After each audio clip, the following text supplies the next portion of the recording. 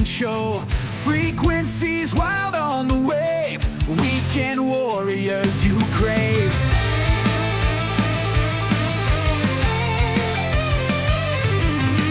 Static crackle, stories fly. Heroes born and never die. Ham radios, they never sleep. Tune in now, secrets keep. Weekend warriors on the line. Echoes of a battle sign. From the front lines to your ear, here's your show now, loud and clear.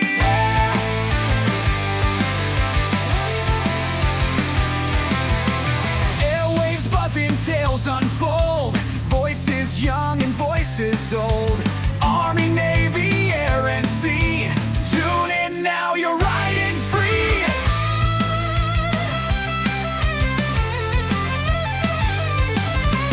Mic on loud, our crowds roar. Every tale you can't ignore. Through the static, truth will shine. Tune your dial, it's time to ride. Weekend warriors on the line. Echoes of a battle sign. From the front lines to your ear, here's your show now, loud and clear.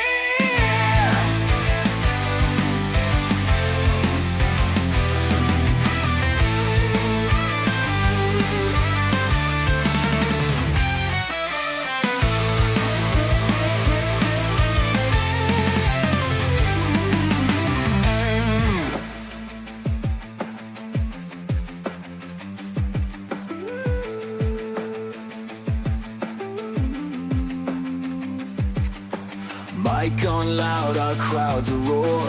Every tale you can't ignore. Through the static, truth will shine. Tune your dial, it's time to ride. Weekend warriors on the line. Echoes of a battle sign. From the front lines to your ear, here's your show now, loud and clear.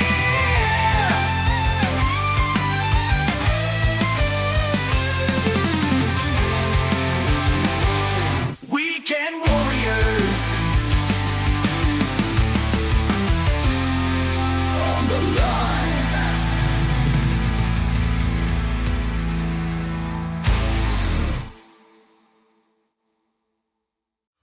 Listen up, maggots.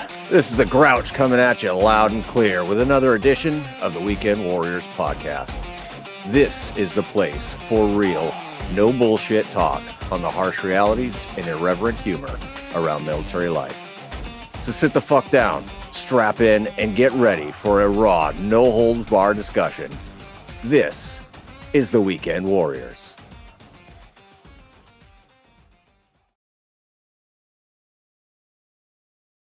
All right, good evening, and welcome to another episode of the Weekend Warriors podcast. I'm your host, The Grouch. And, man, I almost didn't do this show. So Tortoise was good enough to take over for me on July 3rd so that I could go have fun at the drop zone. At least, that was the plan. Instead, I spent a lot of time isolating. I should have been jumping. I should have been around other people. I should have been enjoying the place that I came here to spend my summer.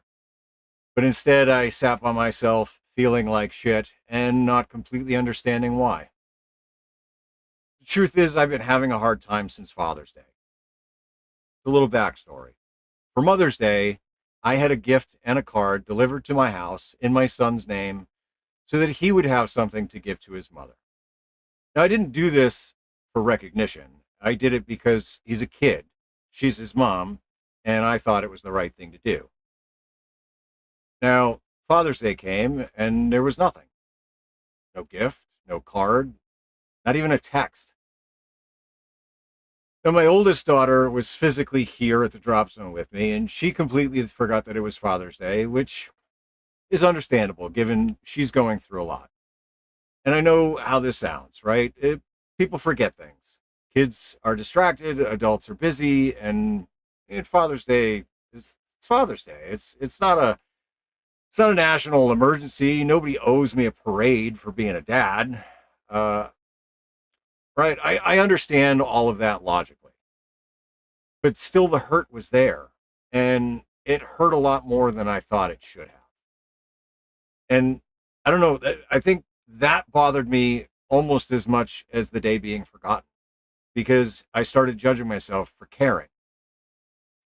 I started telling myself that I was being dramatic, that I was feeling sorry for myself, that I needed to stop being weak, just get over it and go jump.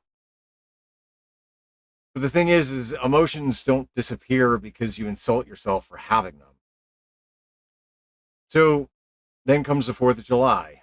4th of July was supposed to be a fantastic time. The boogie fell apart before it even began, and it turned into a boogie light. But I met a girl, and I thought we were getting a connection. Everything seemed to be going well. I thought we were hitting things off. Nah, I read that wrong too. So yet another rejection. Now again, right, nothing catastrophic happened, right? Nobody died, nobody betrayed me.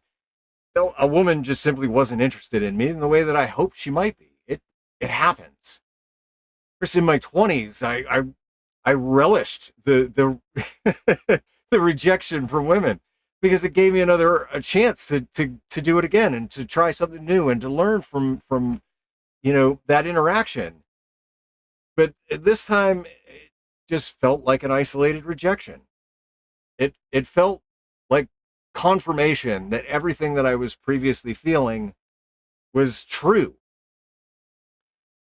So it didn't seem like Father's Day was just people forgetting a date. It felt like I was forgettable. I felt like I was not worth choosing.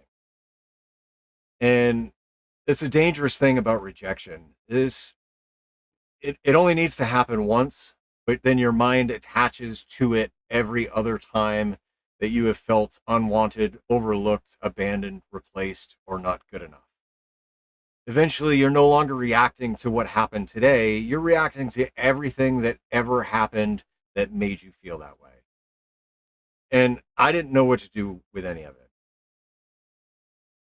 So this is one of those things, like, nobody really truly explains when they tell men to go to therapy, right? They tell us, they say, well, just go open up and communicate better and identify your emotions and stop burying everything, stop shutting down, stop acting like nothing bothers us. And honestly, I mean, they are right. But the thing is nobody tells you what happens when the walls come down and the life that you were trying to save falls apart anyway. Nobody tells you how to handle the rejection when you can no longer turn the emotions off. Nobody tells you what to do when you become emotionally available and you discover that now you're available to feel every single disappointment, every loss, every abandonment, and every moment when you realize that you cared more than somebody else did. There are days when I miss the emotionless zombie that I used to be. That version of me could take a hit, get angry, make a joke, light a cigarette, and just keep moving. I didn't sit around wondering why somebody forgot me. I didn't analyze every rejection until it became a verdict on my entire life. I didn't spend a beautiful day at a drop zone sitting alone because my emotions had become too heavy to be around other people. I wasn't healthy, though. Granted, it was efficient, but it wasn't healthy. So I did the therapy. I did all the self-improvement shit. I learned how to communicate better. I learned to recognize what I was feeling instead of converting every single emotion into anger. I worked on lowering my defenses that had protected me for most of my life. I did a lot of that because my wife told me it was what she needed from me. Then my marriage ended anyway, because the one thing I needed was to feel loved, wanted, and appreciated. And I couldn't get that. So there's a big part of me, and I'm a little bit proud of this, but it looks at all the pain and just asks myself, what's the fucking point? Why did I tear down all those walls just to stand in the wreckage feeling every raw emotion? Why did I become a softer, more open, more vulnerable person only to end up all alone? Why did I do all of that work for somebody that ultimately couldn't give me what I needed? And I realized this is ugly questions, but these are honest questions. Maybe other men have asked these questions too. Maybe they also went to therapy because their wife demanded it, or kids needed it. Maybe they started communicating because the relationship was falling apart. Maybe they learned how to apologize, to listen and admit when they were hurt. Maybe the relationship still ended. Then they were also left with all these new emotional tools. It can feel like you went through surgery to save a limb and it got amputated anyway. I know that there is a problem with saying that I did the work for nothing, right? Granted, the work didn't save my marriage. That's true. It didn't guarantee that my children would always remember me. It didn't guarantee that another woman would choose me. Maybe that's never what the work was meant to do. Maybe becoming emotionally healthy doesn't mean that people stop hurting you. Maybe it just means you stop lying to yourself about what actually hurts. Maybe it means you recognize the isolation before it becomes your permanent home. Maybe it means that you can say, I'm not okay, instead of making everybody else around you pay for the feelings that you refuse to acknowledge by having to deal with your anger. So maybe all the work belongs to me now. Maybe it's mine. It's not my marriage. It's not whoever I'm going to date next. It's me. But that still doesn't answer the practical question, what the hell am I supposed to do with all of it? What does a man do with sadness when there's nothing to fix? What does he do with loneliness when he doesn't want to burden anyone else? What does he do when rejection starts feeling less like one person saying no and feeling more like the entire world is confirming his worst opinion of himself? Thing is men know how to act. Men know how to work. Men know how to fight. We know how to fix things. We know how to endure discomfort, solve problems, and keep moving. But emotions are not always problems that can be solved. Sometimes there's nothing that can be repaired. Sometimes nobody's coming back. Sometimes there's no explanation that will make the rejection feel reasonable. Sometimes you just hurt. And for men who have spent their entire lives believing that pain must either be fixed or ignored, this is a terrifying place to be. So we isolate because it feels safer. Nobody can reject you if you don't approach them. Nobody can forget you if you stop expecting to be remembered. Nobody can disappoint you if you stop needing anything from anybody else. But isolation has a way of becoming the evidence for the very thing you fear. You withdraw because you believe nobody wants you around, but then you sit alone and you think, see, nobody wants me around. That doesn't mean that every lonely man is surrounded by people desperate to help him. Sometimes people really do fail us. Sometimes relationships are just one-sided.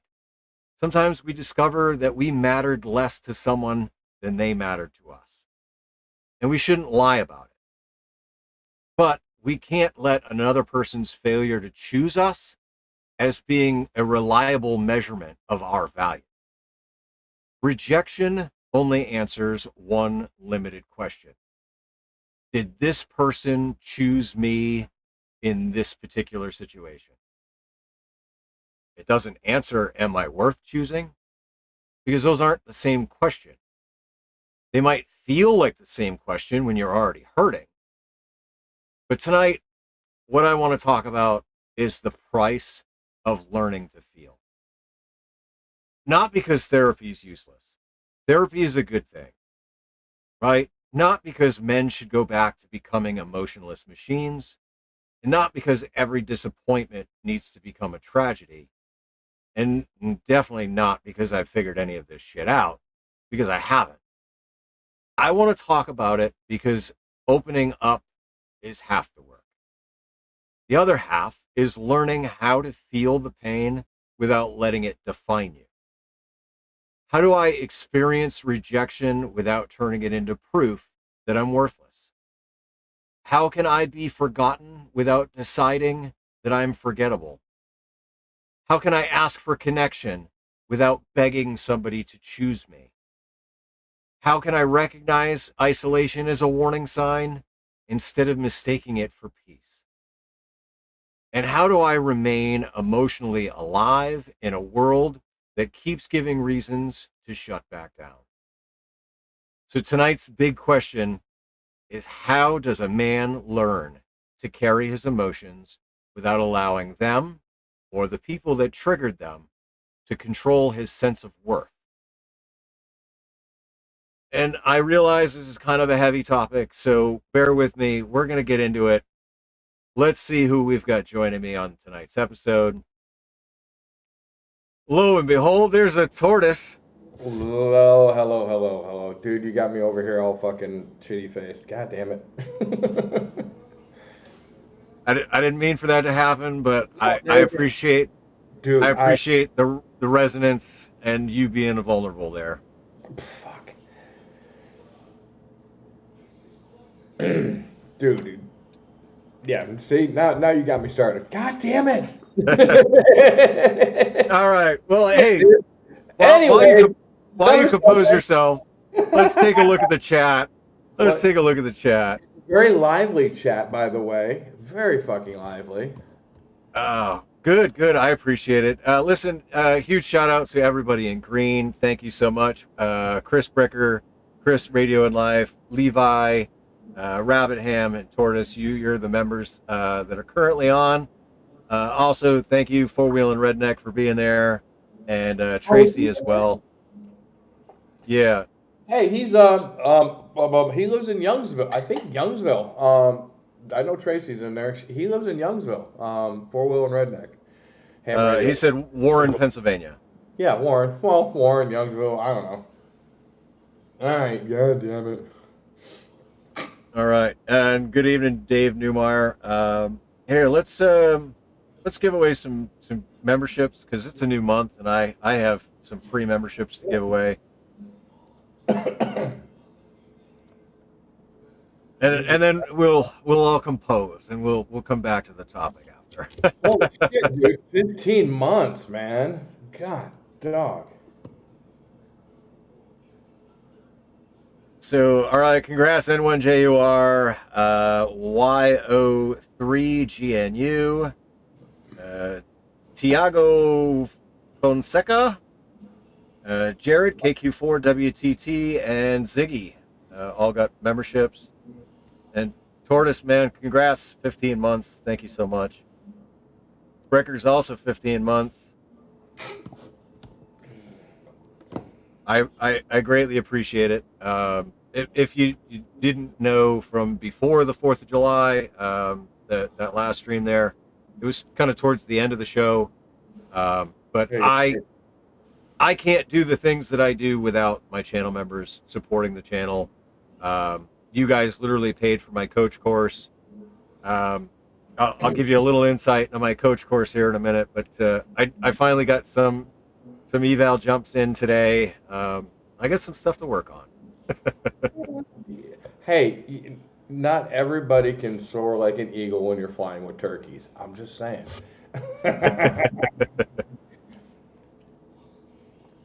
Thank you for gifting 5 memberships there, Tortoise. Yeah, everybody. All of a sudden, everybody's throwing their memberships in too. Yeah, outstanding. Yeah, Chris, member for 14 months. Thank you. Frequency Frontiers, member for 13 months. Thank you. I appreciate you, Berto. I probably should have, called somebody and just said, "Hey, listen, motherfucker, like, just shut the fuck up and let me vent for a little bit." I kind of verbal diarrheaed on Carlos when he was here right before the stream. He brought me some pork shoulder. That's all right. Carlos has a big shoulder, dude. I know that. He's a phenomenal person. Absolutely. All right. Well, Tortoise, now that you're composed, brother, thank you so much for taking over for me on the 4th of July. Really appreciate it. You did a fantastic job. I appreciate it, sir. Thank you. How Anytime. uh how have you been in the last couple weeks? Dude, good. I, I Good? will, yeah, I will say this. I had a little beat on my head fest the other day, a couple days ago, and I'm out of it. But I did. I had, I was just, I got in a funk, and literally it felt. And Tracy knows this because she worked with me with it. But I felt like I was failing everybody for some odd fucking reason. Don't know Oh, so why. I had so tonight's no topic clue. really rings a bell. Yes. I mean, dude, I woke up and I was like, what the fuck is wrong with my brain? Why do I feel like I'm failing everybody? And I know I'm not, but it was just a complete mind fuck. I mean, I was just like, why am I failing everybody? And I wasn't.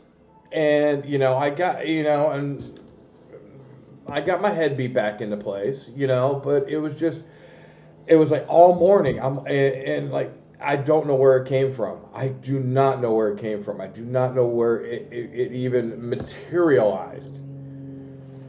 But yeah, what the hell is that? I think there's this thing called Jules. I got an email reminder that I had Jules to spend, but Oh, okay. So you got clapping hands. I was like, what the? yeah. So I mean, I appreciate the Jules. I don't know what good they are, but thank you. I think you're. I have no idea. I think you're But, supposed to get a little money off of it. are you? What was it, like Yeah. 5 cents a joule or something? I don't know. But no, I literally, my brain broke down, and I don't know why. It was just like boom, and I'm like, Tracy worked me through it, Good.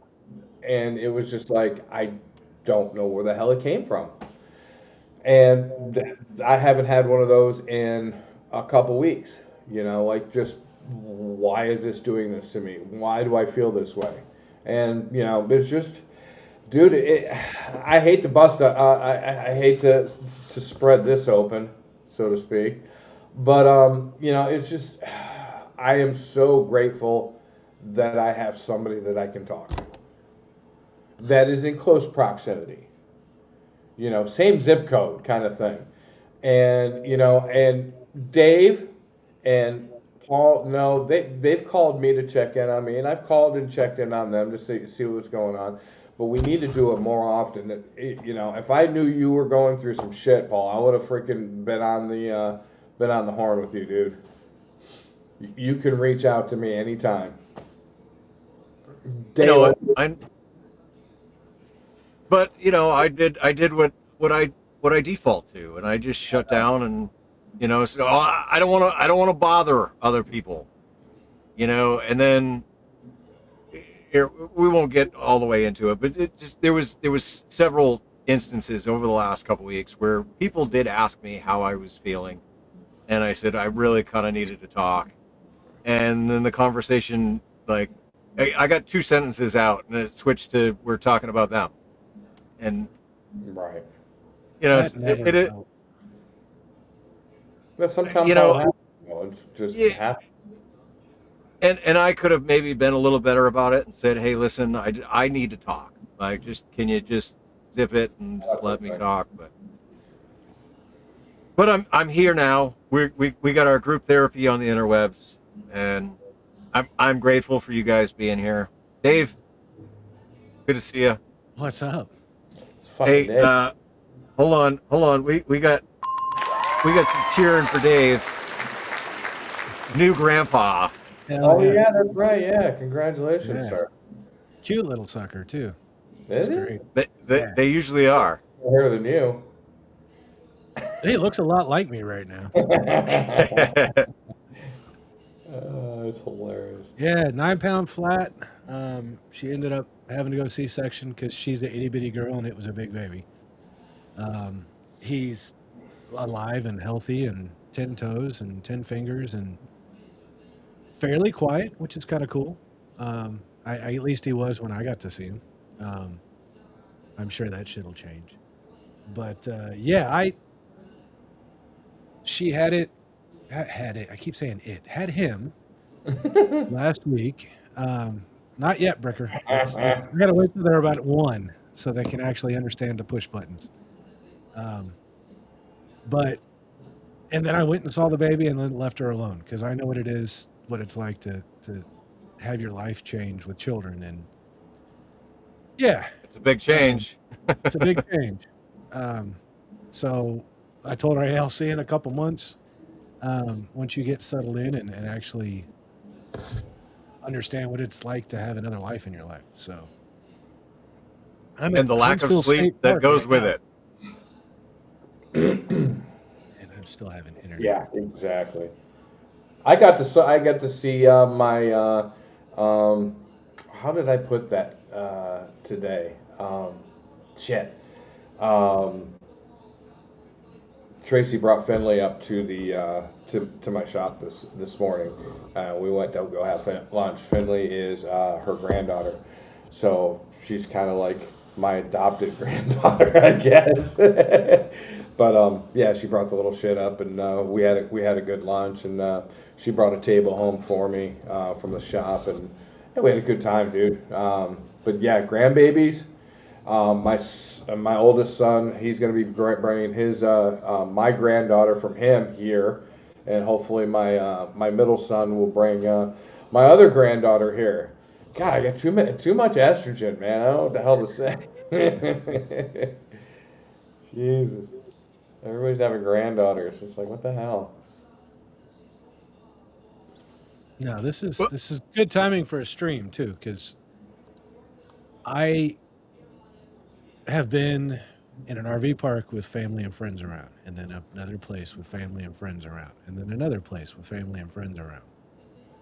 I'm here at Huntsville State Park. Been here a week, and I got to see my kid, right? My son, because my son's here in Huntsville. Got to hang out with Mike, but then all this week, there's not any of that stuff to do with people, and I'm like, holy shit! And I started getting into a funk where I'm at Huntsville State Park. I got a fishing rod. There's a lake 100 yards behind me. Can go fishing, go hiking, and I catch myself in the doom scroll of just sitting here and Yeah, watching YouTube and doing absolutely nothing. yeah. And then I'm like, oh hell, I'm hungry, but I don't want to get up and go eat. Right? I just want to sit here. And I'm like, all Because right, cooking takes effort. because cooking takes effort, and I don't want to do shit. The dishes take So effort too. work-wise, the 8 to 5 part of it, I've actually been on my game. But after work, it's just like, nah, maybe I could, nah. Oh, maybe I ought to, nah. And just Him fucking and sitting Han, here. dude. Him and Han. Yeah, I've been doing the same thing, but the difference is I've been doing that for almost a month now. No. Well, because you figure, we had 2 weeks after the last stream before the 4th of July, Yeah. and Father's Day fell in there, Yeah. and so yeah, so it's been almost a month. I've just been hiding, and my trailer looks like a fucking dumpster fire. I could have cleaned. But that's effort. Yeah. Yeah. Yeah. Motivation to do anything has been down the shitter. Like, and even, I mean, I worked Monday, Tuesday this week. Wednesday, Thursday, absolutely beautiful days. I should have gone and jumped. On Wednesday, I got up at my normal time, 05:30. I had coffee. I put on my skydiving gear. I got all ready to go. And then I was like, you know what? I don't fucking feel like it. I just don't feel like it. And so I sat in my trailer and I did nothing. Dude. Been there. Been there. You know, it's Tracy and I always talk about how the universe brought us back together after 34 years, and I truly wholeheartedly. There's a big long backstory. Paul knows it. I think maybe Dave knows it, but I'm not going to get into it. But I showed up in Arizona broken. I'm broke, dude. Not financially, broke. Like, Yeah. I didn't know my ass from a hole in the ground. And we have been working with each other to put each other back together. You know, I don't want to get into too deep on one side or the other, but dude, it was hard. You know, coming out here, and facing my fears and just coming out here on my own, just saying, boom, you're going. I had to make the jump. I had to make the jump to help heal my soul, help get me into a better place. That was my jump. That's why I came here. I'm sorry, Eric and the guys up in the Northeast, Izzo that we were going to go piss with. I had to jump for myself. I had to, you know, and that was part of my healing process, was coming here, and also was Tracy. That was my part of my healing process. But boy, this week, just completely freaking spiraled, and I hate spiraling, and I don't know why. It just, something snapped. I woke up and I'm like, why am I failing everybody? Why am I failing work? Why am I failing Tracy? Why am I failing myself? What the fuck's going on? And we talked and worked it out, but it was still like, why? I don't know, you know. And I mean, I'm right with you, Paul. I'm shit, dude. That was a shit funk. Now, let me ask you, and you don't have to answer out loud if you don't want to, but just kind of something to think on, right? But I know for me, a lot of times, like, I will repress and repress and repress and repress just to get through whatever it is that I'm getting through. And then I'll come out the other side and things will be better. And then all of a sudden, everything that I had repressed just hits me like a fucking sack of shit. And I don't know where it comes from, right? It's just out of the blue. But like, then I'm there and I'm literally like sitting on the verge of tears, and I'm like, I don't understand why I feel this way. You know what? That might have been what it is. I really can't answer it. You know, it's just I've done exactly what you've done, I don't have an answer. I really don't. I don't know what tripped that trigger. What triggered those emotions the other morning, and I've got a freaking screaming great job. I've got a great boss. I've got a great woman in my life, and I thought I was failing the dogs of all critters. And I'm like, I can't fail my boys and Isabel. You know, I was like, it didn't make any sense to me. So that was my crash of the week. But I'm definitely a whole lot better person the last couple days. So Good. We're still gonna work through shit. We always work through shit. We will have our good days, we'll have our bad days, we'll have our good weeks, we'll have our good months, and we could have a shit month and suppress it and hold it back, you know. And then all of a sudden you say something stupid or do something stupid, and it all just comes crashing out. Which, yeah, I've let my fears get in my way of things since I've been here. And one of them is being lonely. And I face that fear. I do not want to be alone. And I will tell you, I think a big part of what I'm going through is loneliness. I and we talked about this, the last episode that I ran, right? Because we were talking about how there's tons of advice out there for us, but what we're missing is the brotherhood aspect, and we right. self-sabotage ourselves even in the brotherhood aspect. Yeah. I know, right? I could have called Dave. I could have called you. I could have called Carlos. And I could have said, hey, I just need to vent. Will you just fucking listen for a minute? And I know full well that you guys would have dropped whatever you were doing and you would have listened. Yep. But then in my mind, I'm going, well, Dave just got a grandbaby and he's got his own shit. Tortoise has just moved and he's got his own shit. And You say Carlos is in Indiana and he's got his own shit. Right? And so we rationalize it and we're like, well, I don't want to burden my friends. But Fuck, your man. shit is the same. It's our shit. Just like, I mean, right. what's happening right now, all the way around, that it all kind of stems to is that's one of the things that hit me today. Right? This week has actually been pretty quiet in the state park because nobody camps during the week. But I am surrounded, starting yesterday afternoon and all day today, I'm surrounded by families. Right? And I'm like, fuck. I ain't got nobody. I'm kind of lonely. And Yeah. same shit. I could call my son right now, who's 15 minutes down the road, and go, hey, let's go do something, or what you up to?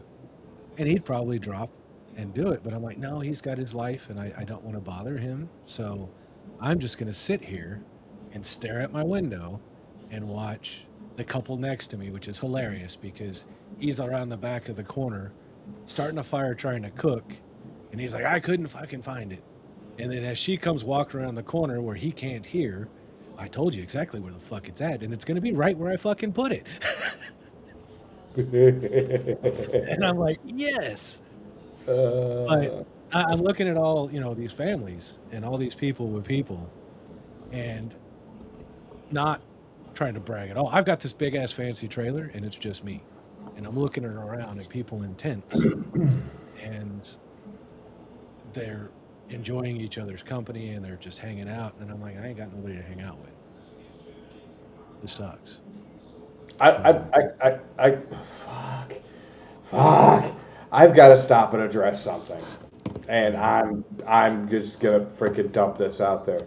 No, it's not. I was in a relationship for 21 years.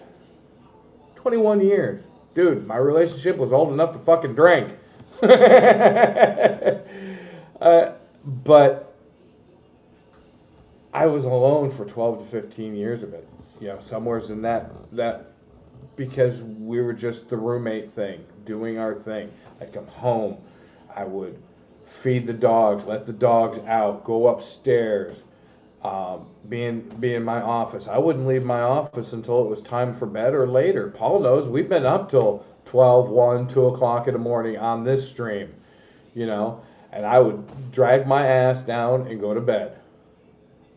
Get up in the morning, let the dogs out. Same vicious cycle. I was living with somebody. I was sleeping in the same bed with somebody.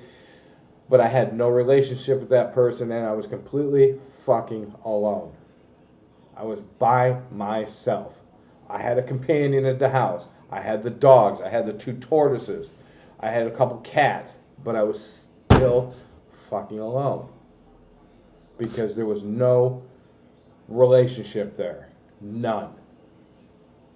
There was no reciprocation of love. Hi, love you, going to work, blah, blah, blah, this, that, the other. But it was the same fucking cycle every goddamn day. And you can live in a fucking house with somebody and still be alone. Oh, absolutely. You can share a bed with somebody and occasionally have sex with that person Yeah, and that didn't still happen. feel completely fucking alone. Yeah, that didn't happen either. But you know, and I will tell Tracy right now, I figured it out, dude. I was freaking out when I was in Massachusetts when we first started this relationship. I was just losing my shit and just randomly spouting off with dumb shit, being completely self-destructive, and I deserved every word that I got. Make your own community. Cute. Um, but I figured out what it was. I literally figured out why I was freaking out about my relationship with her, because I was afraid of being alone. And it was like a fucking epiphany. I said, I figured it out, I figured it out, I figured it out, I figured it out. I am not alone anymore. I am not fucking alone anymore. Soon as I put those pieces together, blew my fucking mind. I was like dancing well, I wasn't dancing. All right, I won't be Oh, we that. know. There was about 2 weeks of you, and that's all you could talk about. Oh, shut the fuck up. But I figured it out. I figured It it out. I figured it's out. good it's good to see you in love. Oh, yeah, yeah. Dude, Shut up, Paul. love it. I mean, listen, I fucking hate you for it, but it's I, good to see you in love. dude, I love you, man. And when you started telling me, like, I found a girl, and I was like, and then you're like, no. I was like, fuck. No. Oh my god, damn it. Oh, here we go. God damn it. And who let this fucker in? Seriously? Dude, I've never been so happy in my whole entire fucking life. I'm done. Shut up. Yeah, shut the Well, and so listen, right? The whole thing with the girl, okay? In literally every fucking aspect of things, she would have been like the perfect fucking match. I mean, she's Canadian, but that aside, She's really polite. no. That aside, right? She was in the Canadian military. She did a tour overseas, and then she went back over twice more as a civilian contractor, canine handler. So, like, I mean, she's one of us, right? She thinks like us. She's been trauma bonded like us. Um, the whole weekend, or the whole 3 days leading up to the weekend, there was a whole bunch of single guys, right? Because, dude, there's a lot of single guys around the drop zone. She could have had her choice of any of them, but she kept seeking me out, That's it. right? And so, like, I felt like there was something brewing there, and I guess I fucking just read it all wrong. It is what it is. But I took that rejection as a confirmation bias that the years of rejection in my marriage, at the end of my marriage, it was like, oh, well, you're just unlovable, you're unwantable, like, you're forgettable, nobody wants to be with you. Dude, bing fucking go. I, dude, yes, bingo. Yeah. But the thing is I realize, in the logical, rational sense, that I'm being somewhat overly dramatic about it, right? Because that one rejection isn't the same as the years of rejection that I had in my marriage. It's not the same. And it doesn't confirm that I'm undesirable. It's just, I misread the situation. That's all. I put my I got my hopes up. That you, as I've been told many times, I got my cart before my horse. Yeah. But yeah, dude, I understand and I empathize with you because who the fuck wants this goddamn? I mean, but we all have someone, and it's not just this. And by the way, you fuckers, don't even snicker because I've been losing weight. So, but I'm like, why? And you know what? I stopped asking why. I literally had to stop asking myself why because it was presented to me. And dude, there's a lot more Canadian girls out there for you. you know, they're gonna tell you what it's all about or all about. Boot, out of the boot. All about. All about. I'm so sorry. I'm so sorry. That's weird, but she was seeking you out, but Was it like you seeking you out as in wanted advice, wanted training, wanted, to talk, or was it like just hanging out No, or it was literally like just where she could have gone to other groups of gentlemen, and instead of going to the other groups of gentlemen, she might have gone in passing, but then she came and she stayed longer with me. Interesting. And I, like I said, I mean, hell, it could have been that I was reading everything right, and then I just came off too needy in the end. Like, it's entirely possible because 100% I was feeling fucking needy. Like, On the 101st time that you ask her, "Hey, you want to come back to my trailer?" Do you want to see my dog walk? no, like literally. All right, so let me put it into further context, right? So, it was like 2 nights of hanging out as a group, out socializing by the bonfire or in the oasis, and she would circulate and spend time with me. Circulate and spend time with me. Um, I asked her to breakfast. I think it was Thursday of that week, and she was like, "Yeah," and so she came to my trailer. I made her breakfast. We had a wonderful conversation. She offered to do the dishes with me afterwards. Like, dude, I mean, like, literally every indication was there that like she was just as into me as I was into her. And the only thing that I can think is that like I sent out the wrong signal towards the end when she was leaving because the boogie turned out to not be a boogie.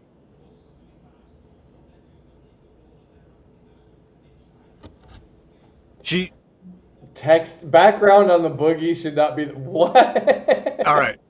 So a boogie is a big deal in skydiving, right? It's like the whole drop zone is throwing a multiple day party. Typically, there's multiple planes. There's special planes. The sky van. Like last year, we had the sky van, which is the one with the door in the back. So you go out the back. Last year we had a helicopter. Dude, this year we had one plane. The same one plane that we normally have. We had no additional planes. We had no helicopter. We had no hot air balloon. Like it wasn't the boogie that people were paying to go and party at the boogie, right? And so a lot of people were disappointed and they left early. And her Canadian compadres, compatriots, whatever, they were especially frustrated. They wanted to leave. I convinced them to stay an extra day. But then, yeah, they were just like, nah, were fucking out, and she was going with them. So I listen, boys. Did you get a phone number at least? I did. Yeah, I did. Okay, then you can. No, Tracy, that's not going to happen. I don't think the insurance would cover these goon balls jumping out. But what I was going to say is, just keep it. Send a text. You never know. You might be able to strike something up. Maybe she's looking for a green card. Who knows? Nah, I don't think that's the case. But I'm hopeful that maybe between now and next year, we could run into each other at another boogie. There's one down to Arizona. All the freaking snowbirds come down here. What the hell? Yeah, well, so hear me out, all right? Hear me out. All right. Go. So she will be in Arizona at some point this winter. She will be in Montana in August of next year. Maybe she'll come back here for next year's 4th of July. Who knows? So I haven't completely given up hope. But here's a conundrum, okay? In 2026, where we as the alpha male, right, would normally, like, if there's a connection and you're feeling it, like, you would just lean in and go for the kiss, right? But in 2026, you can't do that, right? Because that's kind of frowned upon. And so I did the respectable fucking thing, and I said, hey, listen, I know you're leaving. I'd like to get a kiss before you go. And I don't know that was the nail in the coffin there, but I mean, it certainly wasn't an alpha male fucking thing to do. And I felt like a bitch fucking asking. Like, Well, I don't at our age, we don't We're have to follow the kid rules. no, Right. not at all, dude. We're Gen Xers, dude. We make If the you're fucking rules. going after a chick that's 35 or older, she remembers the man in the lean in. So fuck it. Paul, do you know what works? Get that hand right on the back fingers, right behind the back of the head, and just kiss her. Fucking works, dude. I'm just saying. Lock it in. We'll chalk it up to a missed opportunity. It's not a missed opportunity, because I tell you what, if the universe wants you back, it wants you two together, it might not be the time. Then you'll see her again in Arizona, because she's going to be here. We'll just, and if nothing works out then maybe the universe just said, go find somebody else. That it shit fucking weird like that, dude. I'm telling you. Yeah, well, where everything really fell apart was that I internalized it, and I took it as a confirmation bias that, well, I'm just not desirable. No, dude, you're a fucking handsome dude. Look at that fucking beard, dude. If I was gay, I'd probably go after you, but I'm not, so I'm just saying. I still will. I still will. Fuck. Well, let me say it. I still will spoon with you, but that's about all you're gonna get. Thanks, buddy. I mean, I bet you get to Arizona. We go out. I'll be your wingman. We'll go out, and I'm not gonna be that wingman, but I'll be your wingman. We'll go out. I guarantee Tracy can point us in the right direction, so you can find some female companionship that you can actually dig and hang on to and hang out with and shit. Now, Oh, for fuck's sake. I'll be honest about this, right? Okay, I am being somewhat selective in my older years here. Okay, in my 20s, dude, I would have chased any fucking heifer that was out there. because it was all a numbers game. You know, the more I sowed my seed, the better at it that I got. You know, now, like, dude, I just feel like I'm so out of practice and so out of touch with what it means to date. Like, Are you kidding me? Yes. Yeah. Dude, and then fuck. it drives me nuts. Okay, because so now, and the ex-wife and we haven't even filed fucking paperwork, right? I mean, granted, we both understand that the marriage is done, but like, she blocked me on the Book of Faces. It's fine, but I still see her Instagram, and she's posting pictures of her with this dude. They've been dating now for a couple months, and it's like, fuck. I mean, like, this dude is a goober and a half. He looks like a fucking. I guarantee you, at some point in his life, he has taken it up the ass. If not from a dude, he has been pegged. Like, you just see it in his face. He's a beta cuck fucking dude. But whatever. I mean, good for her. You know, she's moved on. But here I am. Dude, I feel unwanted, unloved from my marriage.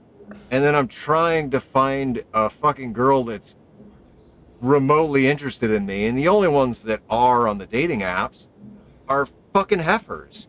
And I'm sorry, but, you know, I mean, at 44, I've got a little bit higher standards these days. And I don't want to have sex for no reason.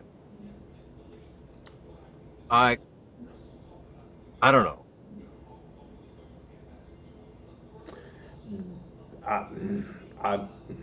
Dave, you say something, because I'm gonna go down. Maybe I should reduce my standards and just have sex for no reason. Dude, aimless remote sex at our age. Granted, I am already in the taking category, but dude, at one time in our life, sex is sex. You know, whether it's good, bad, or otherwise. You know, just saying, dude. You know, I'm in this column over here, so I can't. Oh, we can do that. Yes, we can do that. Oh shit, it disappeared. No. All right. You're getting advice from the women now. What the fuck? So, we're gonna send you out with a 6'5" Marine and get you laid. And oh, Jesus. $20 is $20. Hi. Hey, $20 is $20, dude. Just saying. she's got your back, bro. We got you covered. Now, for the record, all right. So Bricker said something about cushion for the pushing is bad. Got it. Now, listen, Bricker, I'm not shitting on a thicker girl. Okay, I can appreciate a girl with curves. What I'm not interested in is a girl that is grossly overweight. And that seems to be what I'm matching with on these dating apps. Dating apps are complete fucking garbage, by the way. No, they're the ones that swipe left on you and right, or right on you and not left. They're like, oh my god, look at this motherfucker, we want him. Swipe right, swipe right. I mean, I have a hard time justifying going out to a bar to try and pick up a girl. Like, how many bars are in the cornfield where you're at? I mean, seriously. I think there might be a bar in town. It's got to be, right? Dude, it's Friday night. There should be. Truck and go on down. All right, so see you later, guys. All right, I'm going to the bar. Supermarket, yes. Listen to Izzo. Best place to meet a woman, supermarket. Me, it was high school. Just saying. Oh my god, she's fucking horrible. Dude, what the fuck? See what I have to deal with? She was like, I think this is great. I'm getting a little extra insight into Tracy, Mhm. and she's just one of the boys. So good for you, Michael. Good for you. she is. She's literally the most amazing woman I've ever met in my whole entire fucking life. But there's that. Dude, I cannot wait till you come out to fucking Arizona. I am fucking itching. And Paul or Dave, can't Yes. wait to get your ass out here. A blast. Fucking Jeff. Not Tell him your- or ham, they'll come swarming. Let me tell you, for as many freaking dating profiles have I seen, and they're like, oh, I'm a sapiosexual. I love an intelligent man. And I'll send them a message and be like, hey, you want to talk about space weather and RF? What do I get back? Crickets. You're not that much of a sapiosexual then if, knowledge doesn't turn you on that much, clearly. That's hilarious. Nah. I gotta go down the hall to the left because I gotta pee. I'll be back. All right. Well, so the whole point of why I brought up this topic, right, is not to talk about like dating strategies or anything like that, but it's just all right. I for one, I did a lot of hard work.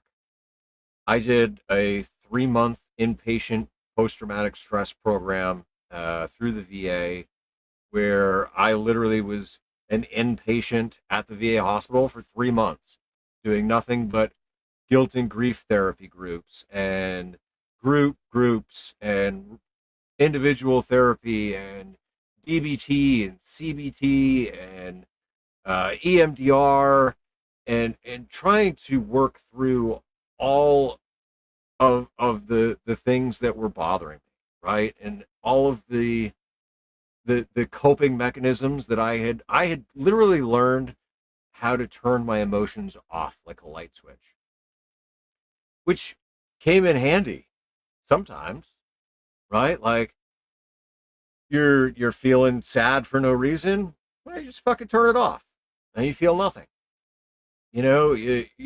Somebody did you wrong, you get angry about it for a little bit, and instead of stewing about it, you just fucking turn it off. And I kind of sometimes miss being able to just flip that switch and turn all the emotions off. But I can't do that anymore because now I've fucking opened Pandora's box. I could feel fucking everything. And now I have the knowledge in my head where it's like, all right, well, I'm feeling angry, but why am I feeling angry? Am I actually angry, or am I turning sadness and guilt and grief and shame into anger because anger is a much more manageable emotion? Dude, I'm so good at turning any emotion that I don't like into anger. Like now I just don't know how to deal with those fucking emotions anymore.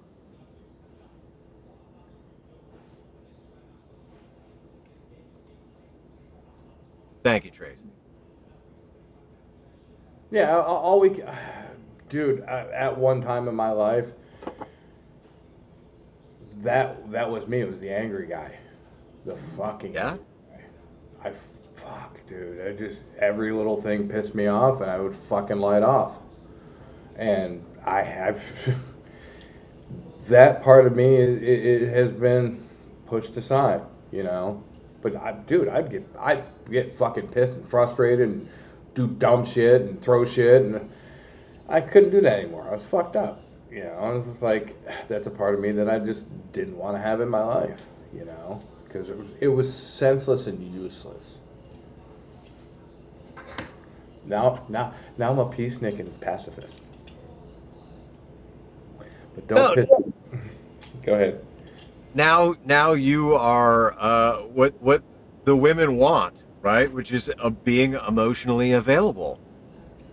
But is that really what they want? Like, That is not what they want. They want a man who is strong, who will listen to them, and who will shut the fuck up when he needs to. But it has to be reciprocal. You know what I mean? oh yes. It has to be reciprocal because what you do in a relationship has to reflect into the person that you're with. And if the person that you're with is not reflecting the same, it is reflecting the bad habits and not the good habits, and et cetera, et cetera. It's your partner is a reflection of you. If your partner's happy, you know that you're happy. You know, if your partner's sad, then you know there's something going on that you have to work on or fix or try to fix and try to work out and listen. You know, we're Gen X, dude. We are a different breed of fucking people. Totally different fucking breed of people. And a lot of us, Gen X, we're just finally figuring out, dude, we're fucked up. We're broken. We've done dumb shit that we shouldn't have fucking lived through. You know, and it's finally catching up to us. And I think that's a lot of our problem, you know. It's we can be tough, but we can be emotional too. Our generation is built different. We have to bend both ways. We have to be tough, but we have to be strong, but we also have to bend. You know, it's like that kung fu shit, you know? Matrix shit. Everybody was kung fu fighting. Everybody's kung fu fighting. Good song. But do you understand what I'm saying? You know? But so the thing is though is all right. So all right, let me give you some of my end of marriage, right? Dude, for years and years and years, I would sit and I would listen to my wife after she got home from work. She was a substance abuse therapist, and so she would come home and she would just unload, and I would listen. I wouldn't offer any advice. I wouldn't offer any solutions because I knew that wasn't what she was looking for. She just needed somebody to vent to. Right. And I would listen. But then when I would say, now I need that same thing. I need for you to make me feel like I'm loved and I'm wanted and I'm appreciated. That was too big of an ask. Yeah, it's not one way. It has to be both ways. And see, that's why I said, Vaughn, good conversation is what we all need to hear. It has to be reciprocated both ways by our friends, our brothers, the girls,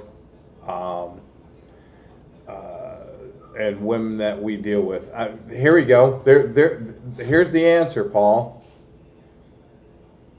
Strong, sensitive, communicative, patient, but not needy. And see, I think that's where I went wrong with this girl that I had that connection with.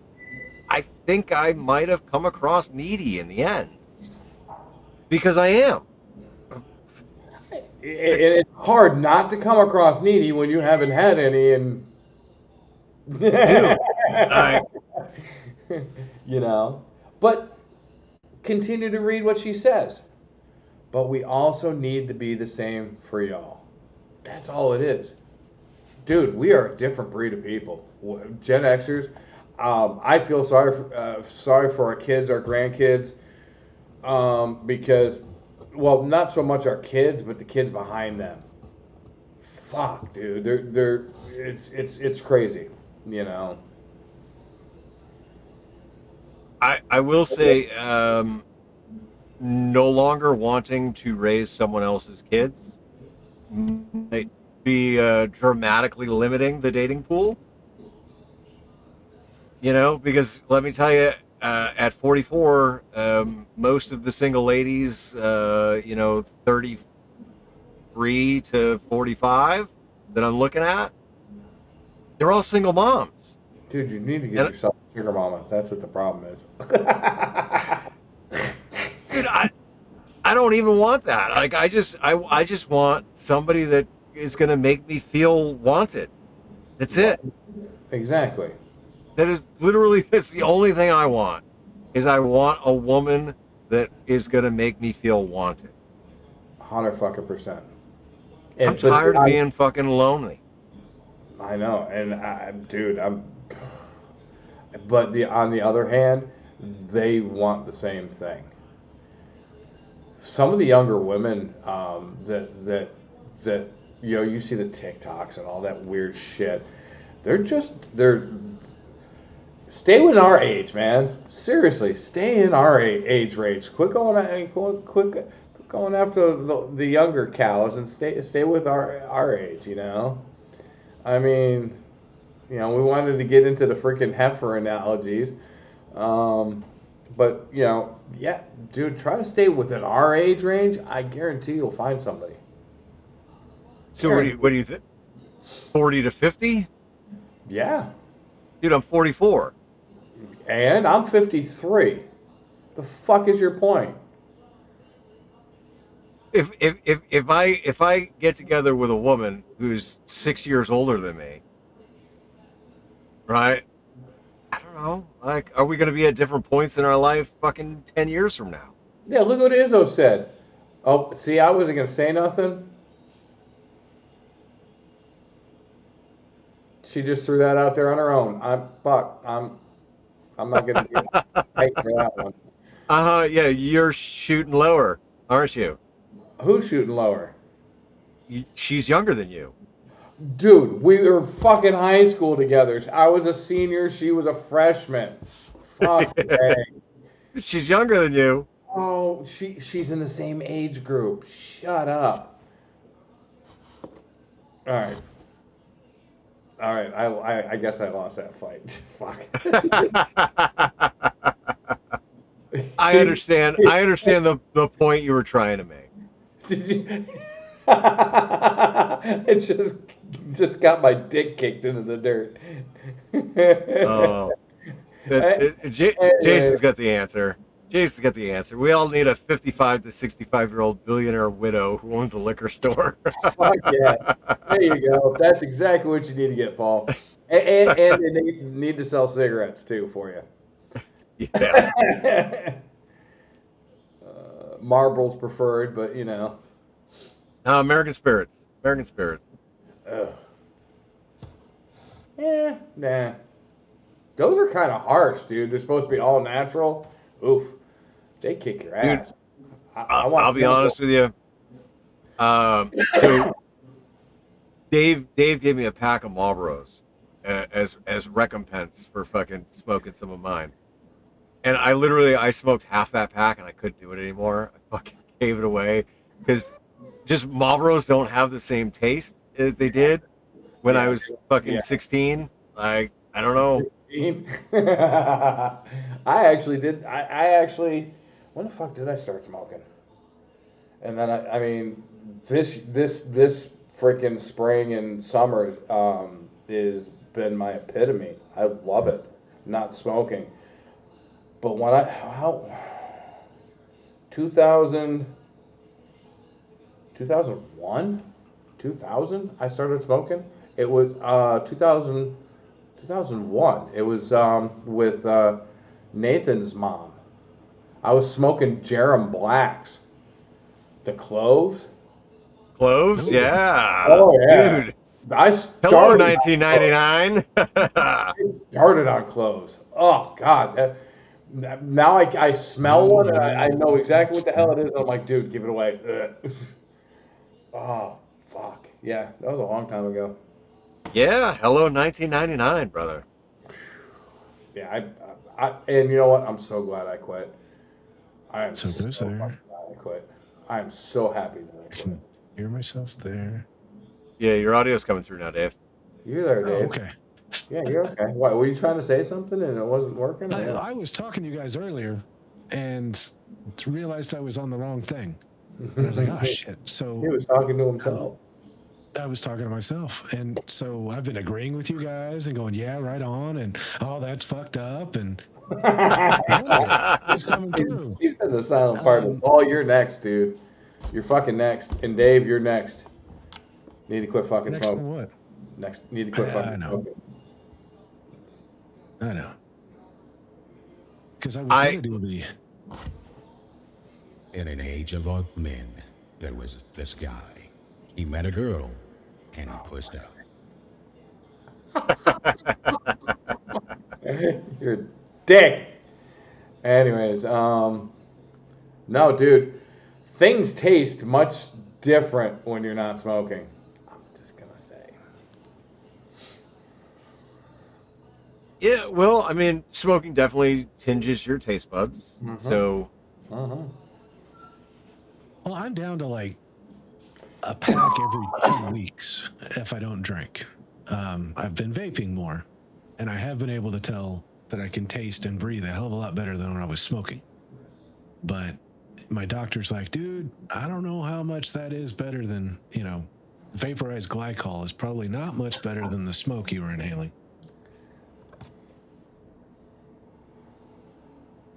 yeah, I got to figure out where I can get another one of those fogger vapes because you can't get them in fucking Illinois.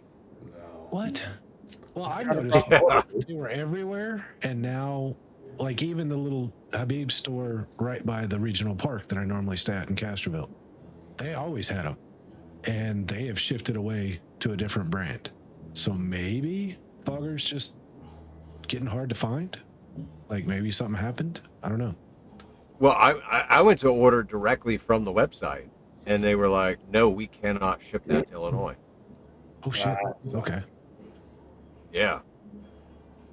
And then I was like, "Well, shit. Should I have it sent to Texas and then have Texas send it up here?" And Have it sent to the Six Ranch and have them double ship it. yeah. At this point, I've resigned myself to. I will find my one or two on my way to Huntsville, There you and yeah, I'll get like 2 or 3 of them, and I'll be good for 6 months. Well, I'll bring some along too, since we'll be right next door to each other. All right. Yeah, you got to let me know. You got to let me know what I owe you for that. I got the money set aside. But... All right. I got it all figured out. I have our spots. I still got to get it transferred. Into our over to name. me. Yeah, or into our names. Or at least into one of our names. Just, I mean, we can have 2 spots. Yeah. Yeah, I'll listen. I'll be honest. I feel like I've spent too much time here. Like I'm getting restless. But the thing is now I've made the commitment to be here through the end of October. I made the commitment. Oh. So Huntsville is going to be a really nice break where I'm going to be able to just take the RV and go to Huntsville, spend a week away, spend a week traveling each way. And so it's going to give me, 3 weeks away from the drop zone where hopefully then I'll come back and I'll feel a little bit refreshed and rejuvenated and more sociable. Yeah. It depends on how much, I get maxed out on socializing at Huntsville. Well, Dude, we're you're gonna have a far enough blast. away that we can escape, but close enough that we can stumble. So, Perfect. yeah. And I'm bringing my new electric bicycle. So that's gonna be cool. Riding around Montesano on my electric bicycle. I literally had That's go what's through up my with head. the I thing. thought he was gonna say, I'm bringing along my new Canadian girlfriend." That just like flashed through my mind. I'm bringing my. Like, what? That's If I okay. had a Canadian girlfriend, I would try to bring her. We have to get vests made and rumble 2 deep around the park. on our electric bikes.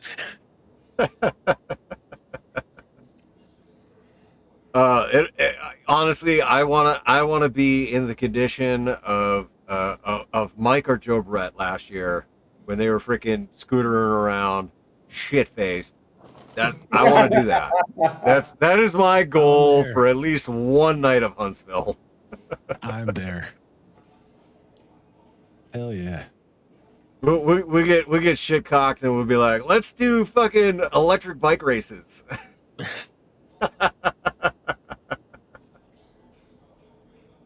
Dude. So there's a question in the chat. Am I heading back to Zephyr Hills in the fall? The answer to that question is I'm going to do a little sightseeing before I head back to Florida. I don't think I'm going to go back to Z Hills. I want to spend a little bit more time in Palatka. Go see our friend, the 75 ohm ham. And there are drop zones in Florida that are like literally world famous. So Skydive DeLand and Skydive Sebastian are major drop zones for all the manufacturers. So I want to make sure that I hit those places this winter. But this winter, I'm trying to check off things that I've never done before, and so I've never been to Arizona. So Skydive Arizona has a wonderful reputation, especially November, December. You know, so I'm really looking forward to visiting Arizona, kind of doing some exploring, kind of seeing if I can't find an old mine or some shit, like, you know, just I don't know, take in Arizona. I've never been. And then I'm gonna go to Texas. Obviously, spend a little bit of time in Texas with those of you that are in Texas. Um, and then yeah, and then I'll work my way over to Florida. I'll try and stay in the upper half of Florida, and then I'll head back up here for next year.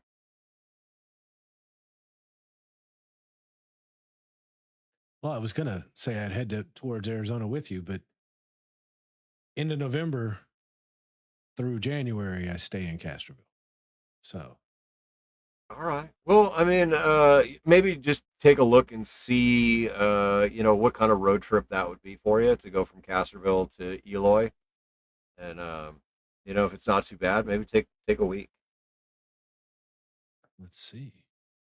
And then, I'll do, hopefully, right, as long as the drop zone approves it, I'll do a parachute mobile out of Eloy.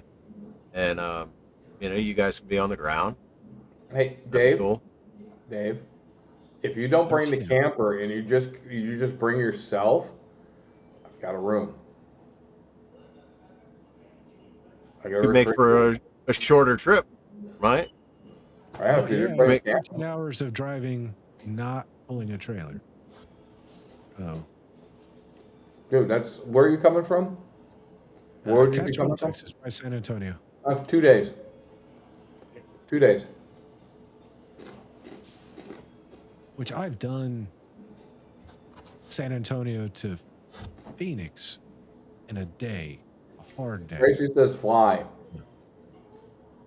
I could fly I'll too. pick you up at the airport. Pick Yeah. one. I got two. flying's expensive. Actually, I got like 5 airports, but only 2 are commercial. San Antonio to Phoenix is probably cheaper than the gas it would take to drive the trailer or the truck. Yeah. Actually, would yeah. That was yeah.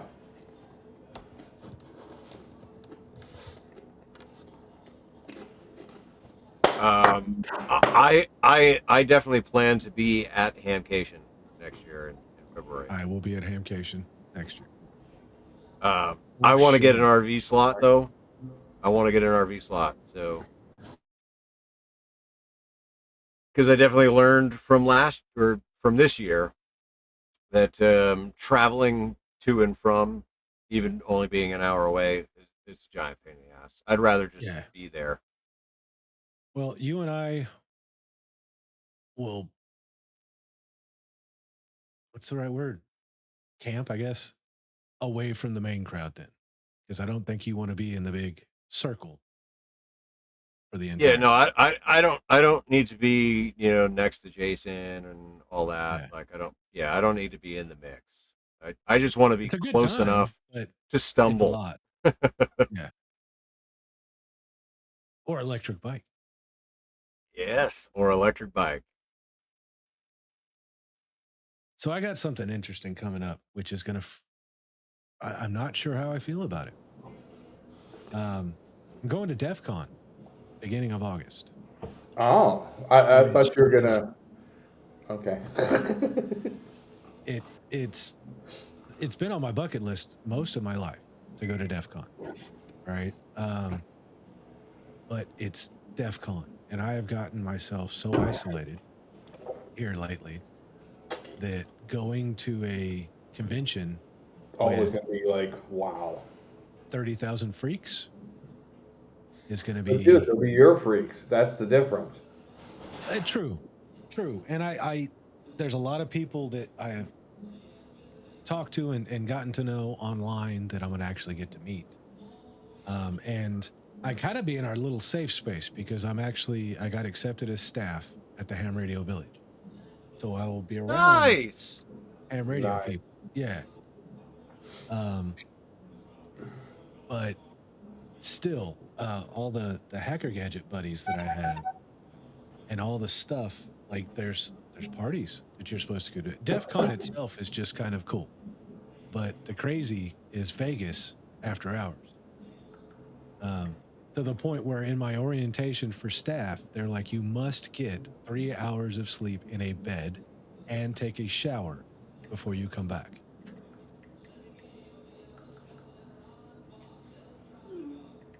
So it's going to be weird. I'm looking forward to it because like I said, it's an experience I always wanted to have. But I don't know if I can people that much. That's a lot of people. Well, I mean, you're gonna have your RV, right? No, I'm flying in. I'm in a hotel that's 20 minutes away from the convention center, so I have an escape. And there's Yeah, you can constant always shuttles back and forth. Uber out. Yeah, well, they have I meant one of the 3 hotels for the convention, so there's constant shuttles running back and forth. So, Oh, there you go. Yeah. Okay. So when you get tired of the people, you could at least go to like a shuttle stop and hitch a ride. yeah. So it's gonna. Like I said, I'm nervous as hell, but excited at the same time. It's gonna be an experience. I'm excited for you. I think you're gonna have a hell of a good time. I hope so. I think you're gonna have a fucking blast, but that's me. I hate fucking Walmart. Dude, I am a fucking hunter gatherer when I go to That's one hell of a Walmart. segue right there. But it's just the people. I'm in there, I'm out. Now, if you're going to DEF CON, fuck, dude, I'm gonna be in my goddamn element because I know these people are just as autistic and just as off the fucking wall as I am. So I fit right in. Yeah, but we're here on the spectrum. There's some normalcy to a ham radio guy. The DEF CON folks up here on the spectrum, they go full fucking weird. So, but super intelligent and can do some crazy, amazing things with very, very little pieces of equipment. So, Yeah, it's funny that you say that they're weird, right? Because I saw this Jeff Dye comedy fucking skit the other day. It was just like a little snippet where he was talking about transgenders, but the broad bit of the joke was people being weird, right? And he was like comparing different types of weird, and in the end he was like, but we're all fucking weird. Like, and it's true, like, I mean, there is no such thing as normal. Like, we're all fucking weird in our own way. yeah. Bricker's got it. We're all weird. Oh, we're all fucking weird. We're all fucking weird. In our own way. We're all, oh, dude, but the TISM, yeah, I would love to go to DEF CON. Fuck, that would be so much like fun. Like I said, I'm super excited. Super excited. It's just there's a, and I keep saying weird, right? Because there's a comfort level that I have of weirdness, and I know that meter is going to be spiked because there's a lot of different kind of weird. It's not gonna be spiked. It's gonna be fucking broken. Oh yeah.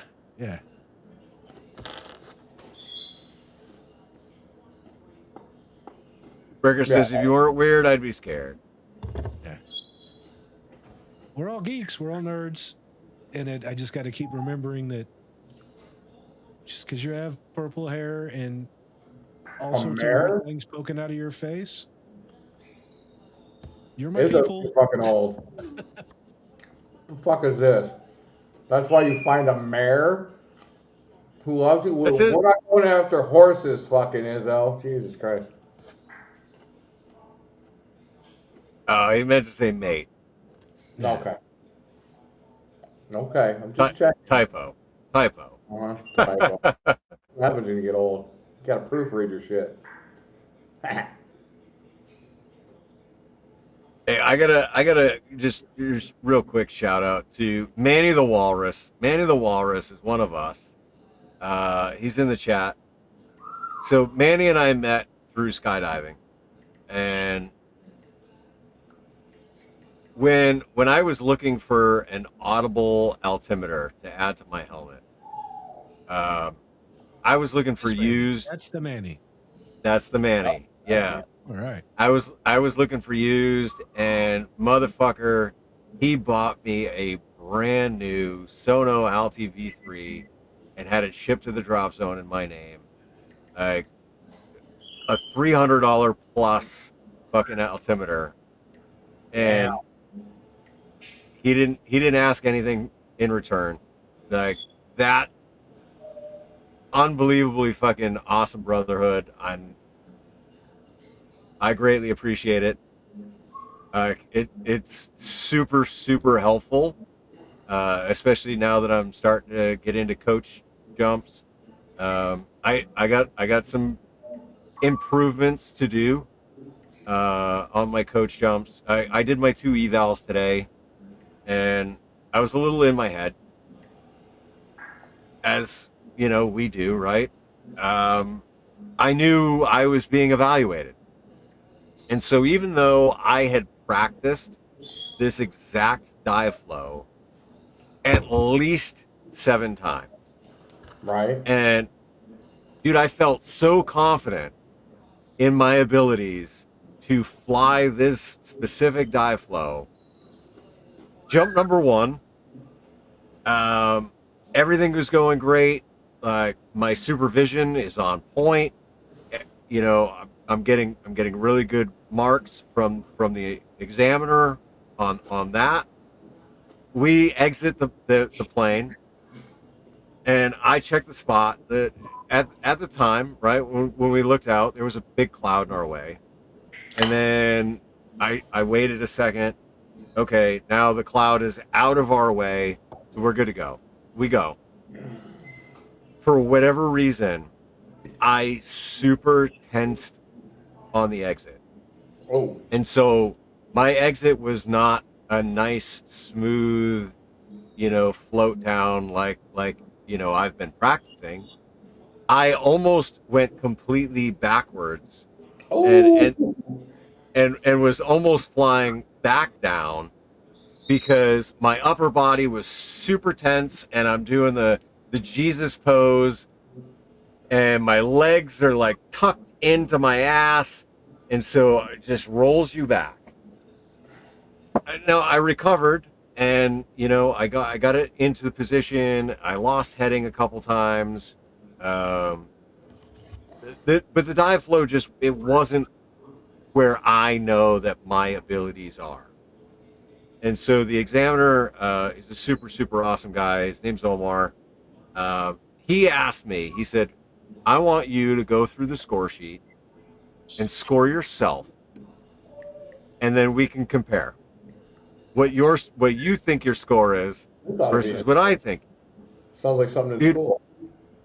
I scored myself so much fucking lower than what he scored me at, because I was like, I fucked this, I fucked this, I fucked this, I fucked this, and I'm deducting points left and right. I'm like, I fucking bombed this shit, and I'm in my head about it, and I'm like, this isn't me. Like, I know I'm better than this. And so he was like, okay, well, let's go again, right? Because I have to be successful 2 out of 4 attempts. All right, that is what I get, or I have to redo the whole course. And so we go back up for our second jump, and again, my supervision is on point. Like, I'm making sure that I'm remembering to, do all of the things that a good coach is going to do for their student. We get to the exit, and I fucking biff it again. I'm too tight in my upper body. I'm doing the fucking Jesus pose. I'm not anywhere near as close to him as I should have been. Now, granted, I mean, there was improvements, right? I did make a lot of good improvements from jump 1 to jump 2. But while jump 2 may have been a passing grade, I don't know, because I haven't gotten his score. Like, it was mutually agreed upon that, like, I need to do this a couple more times, and he suggested that I do it with somebody else. The only other person that I can do it with, unless I'm just practicing, is Carlos. And so Carlos is here for the weekend, but Carlos has to work. And so it's going to be tough to find the time to get one of these evaluation jumps in with Carlos. And honestly, I mean, I don't know that I'll be any more relaxed with Carlos, because I know I'm being evaluated. Like, the whole process is being evaluated. But Carlos isn't going to evaluate you. He Yes. will. Well, I mean, he will, but not like you feel more comfortable jumping with Carlos than you would with the actual evaluator. It's just like taking your fucking driver's test with the DMV, other than your teacher kind of thing. Do you know what I mean? Like your instructor. If if you get comfortable and you're in line with your instructor, then you go to the DMV and you have to prove yourself, and you're just stiff and you forget shit. And yeah, I understand. Carlos is going to Yeah, but be he's like also the groovy teacher. not You going to know? want to. He's also not going to want to disappoint his buddy Carlos. Oh, he's not going to disappoint Carlos. No, but there's a thing. I didn't want to disappoint Omar either, in all fairness. But so I mean, I had Omar for a lot of my AFF, which is the process of getting your license, and towards the end of my progression to getting my A license, there was definitely times where, like, Omar recognized that I'm just stuck in my head. And I'm overanalyzing, and I'm stressing about the evaluation that comes at the end of the jump. Right. And now during my AFF, Omar was great in that he set me up with a coach on one of my jumps, and he was like, "Listen." He told the coach what the dive flow was going to be, and he told the coach not to tell me. He was like, just go and have a fun skydive. And I nailed it. I did 1,000 times better because I didn't feel like I was being evaluated. So I know that it's a mental roadblock for me. But all I need to do is relax, get through this evaluation, and then I will be entrusted with students But it was really, it was honestly, it was really, really reassuring to have Omar tell me that just in what I demonstrated today, like he has confidence in my abilities to teach a student. I just need to demonstrate that I can fly my body better than what I did today. Right. You can do it, dude. You'll do it. You Yeah. will definitely do it. Is Carlos there next to you to your left? No, I wish he was. He did say that if he could find a quiet spot in a corner of the hangar, he might jump in. Ah, Uh, shit. but I figured he'd hop in behind you and scare the fuck out of you or something.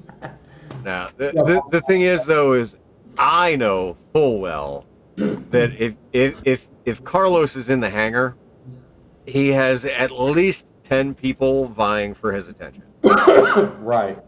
So I don't expect him to actually join us. Come on. He's a very Is important. Renee still over there? Yep. Renee is here. Renee is doing well. She has progressed to AFF level 4, where now no instructor is holding on. She has proven that she could be stable in the sky. She had a bit of a hard landing the other day, I guess, Oof. but she's fine. You know, she took a couple days to kind of rest her muscles and things, which I respect. The great thing about being here as a student is you can take time when you need to take time, but then like when you're ready, like everybody's here. You know, so like I see it all the time. We make accommodations for students because the students and the tandems are the priority of the drop zone. And so yeah, so she'll get through her progression. I have no doubt she will get her license by the time she is done here this summer. And I honestly I look forward to passing my coach evals and being able to actually help in her progression as well, Right. and being able Yeah. to jump with her as a coach. Yeah, that would be awesome. Hams helping hams. Ham's helping hams in skydiving. Exactly. Yeah. Hams helping hams figure out how to fall gracefully. Dude, it's not as easy as you would think. No, it's not. Believe me, I saw you flounder the first 100 fucking times you went out the window. So, you know, I'm just thinking of my fat tortoise ass trying to do it. I mean, at least I'm a little bit more aerodynamic than you are, you know. At least- Well, you've got a better center of gravity. There you go. That's it. That's what it's called. Hey, you Yeah. know Yeah. what? I'm always on the level because my bubble's in the middle. Yeah. No, your belly to earth. Your belly to earth is good because you've got that center of gravity working for you. Oh, dude. Okay, so fun fact, we're not going to Utah this summer, obviously, because it's too fucking hot. But this fall, probably while you're here, Paul, we're going up to Utah. Let's do it. Guess what we're gonna do? Are we base jumping Moab? No, Ah, we're doing the swing. okay. Tracy and I want to do a tandem. So yeah, dude, I can't fucking wait. Oh, I cannot fucking wait. All right, now hear me out, okay? I mean, while we're there doing the swing, might as well base jump Moab tandem. You know what? I've been watching the videos for that, and the base jump tandem is pretty fucking cool. I didn't know you could Dude. do tandem base jump.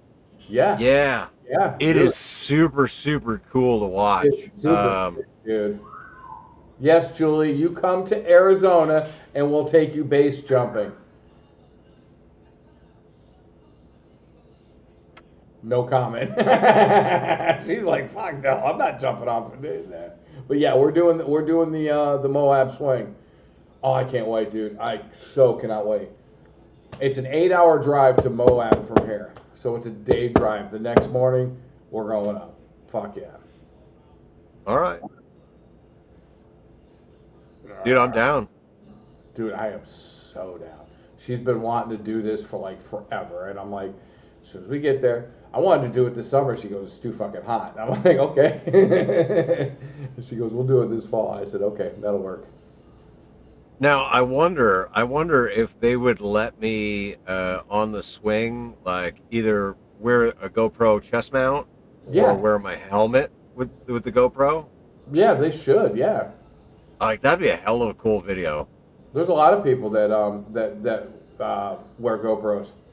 I mean, you're literally just dropping, and then the rope catches you and pulls you out, which Yeah. is insane. Oh, dude, I so want to do it. I will say this though. All right, for all of us that are going to be jumping in our group, we are going to check, double check, and then triple check that the fucking rope is attached. Goddamn right. because the tortoise doesn't want to go splat with his woman. Julie, you and Vaughn are fucking invited to come out to Arizona, and then we're gonna road trip it up to fucking Utah to Moab. We're gonna do the jump, and then the next day we're gonna fucking drive Moab through the park, some of it. You know, bring your 4-wheel drive because you're gonna need it. And you can rent Jeeps out there too. You can rent little Jeeps to go tooling around in. So. You know, I'm glad that Julie and Vaughn are in the chat tonight because I don't know why, but they've been on my mind for the last couple days, and I kept thinking to text Vaughn and be like, hey, I hope you and Julie are good. I could kind of miss you guys, like, and I just didn't do it. So, but just know the thought was there, Julie and Vaughn. Thought was there. I just didn't follow through and send you the message like I should have. Vaughn, I am looking that up right now. Clack, clack, clack, clack, clack, clack, clack. We hear it. Yeah. Top Florida parks: Arches National Park, Canyonlands National Park, Dead Horse Point National Park, and Utah Raptor State Park. Yes. There are 4 state parks in Moab that you can go POTA at. So there you go, dude. Yeah, we'll definitely squeeze a POTA in there. Oh, yeah. Shit chat. Yes. That reminds me. I need to put my antenna up. I've tried to POTA twice. Even Mike came over to the trailer and tried to activate the park from the trailer. And for some reason, there's like an S7 noise floor right here. Somebody around you's got LEDs. Or Well, a there really was nobody. noisy charger. A noisy charger? Nobody. Battery charger? Unless it's me, I can't figure it out. But at Vern's, I had no issue, right? Set up an antenna, had a S4 noise floor at his place. Cashville Regional Park, right? S5 noise floor, but it's expected there because there's a lot around over there. It's a regional park. It's in the city.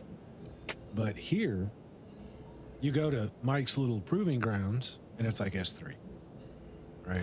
But here, it's S7. It's impossible. Plus, the bands have been wrapped. Dude, there's got to be a charger or something around you, man. I'm dead serious. Something's got to be running. Even the stupid little box that you're attached to, you know, could be giving issues. Yeah. But it's probably that new vape or something. yeah, right. I'm going to start shutting shit off and see what happens, see if I can get it to go away. But I don't think it's me, because there's nothing different in the last 2 places. And start flipping circuit breakers, turning shit off. Turn the radio up high and start flipping circuit breakers. So plug the radio into a battery and then just kill the RV entirely. Yeah. That's the plan. And then if it is me, then I'll start killing things to see if what in the trailer is causing the noise. But yeah, that's the plan. Yeah, I mean those RGB lights over the printers look fucking dope though. Yeah, they do. Almost looks like mine down They're here. really not noisy. That's the thing. It's like at Vern's. I had this. I had everything exactly the same. So I don't think it's me, but I'll figure. It's that unicorn in the back corner. Tuesday. I looked at the reservation, Paul. Oh, it's Tuesday? Okay. Yes. Tuesday to Monday. I thought it was Monday to Monday, but it's Tuesday to Monday. Okay. I stand corrected. There we go. Tuesday to Monday. Yeah. Now there's a Love's truck stop nearby, and that's on my way up. I'm hitting Love's to Love's to Love's to Love's. It's all nothing but love. RV parks. It's nothing but love. Yeah, because they have the little RV spots now, so with full hookups. No Buc-ee's? Oh, Dude, Buc-ee's doesn't have hookups. Yeah, I know. And it's very hard. Buc-ee's doesn't allow overnight either. Which is stupid. Well, sort of. Like, sort of. Yeah. Yeah, no, I might instead of Harvest hosting it, I might do the Love's trick myself, you know. Wouldn't be a bad idea. Just because, like, I mean, at least on my way down, I kind of want to just get there. Yeah. You know, coming back, maybe I'll plan it different, and I'll plan like maybe stop at some state parks along the way instead. But yeah, on the way down, I just want to get there. Yeah, and that's my plan. I don't have a plan after Huntsville. I really don't, except to be back in San Antonio in November, at the end of November. But I have no plan after Huntsville, which I need to start figuring that out because it's about a month away. Yeah, it's coming up quick. Yeah, but so yeah, it originally I booked here because I was going to go Huntsville to Huntsville and take my time heading up there. But DEF CON then happened, and I got to fly to Vegas.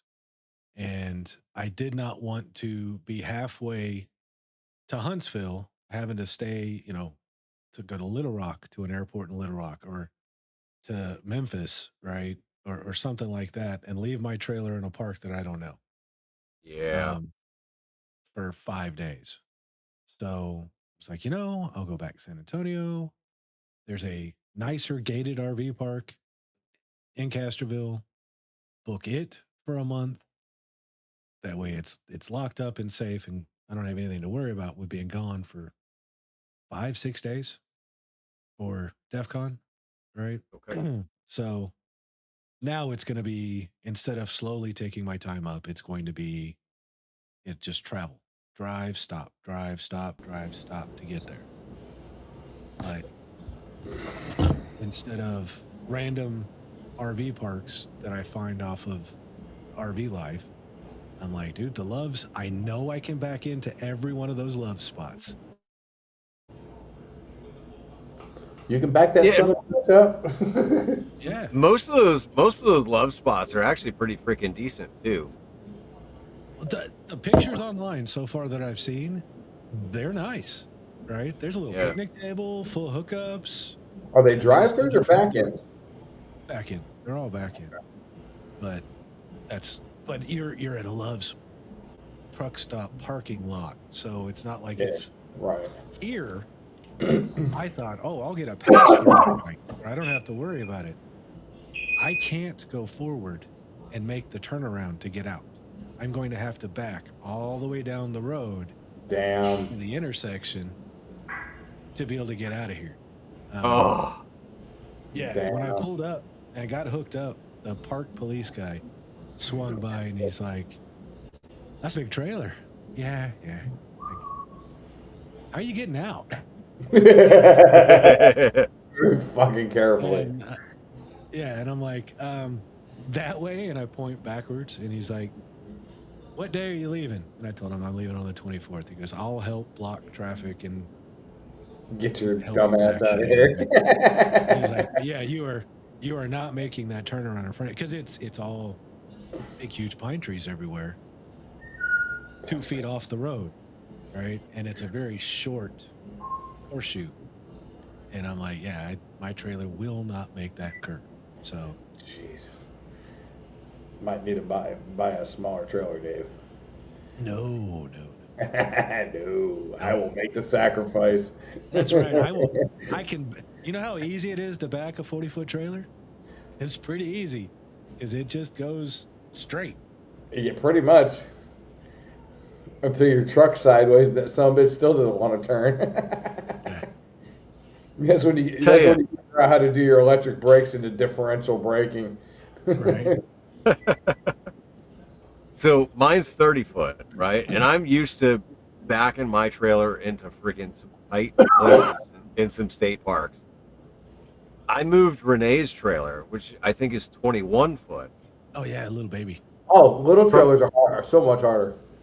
Dude, I moved it from the parking lot into an RV slot, and I shit you not, 5 times I fucking started backing it in, and it was too close on one side. And finally I get out and I go look, and I'm like, motherfucker.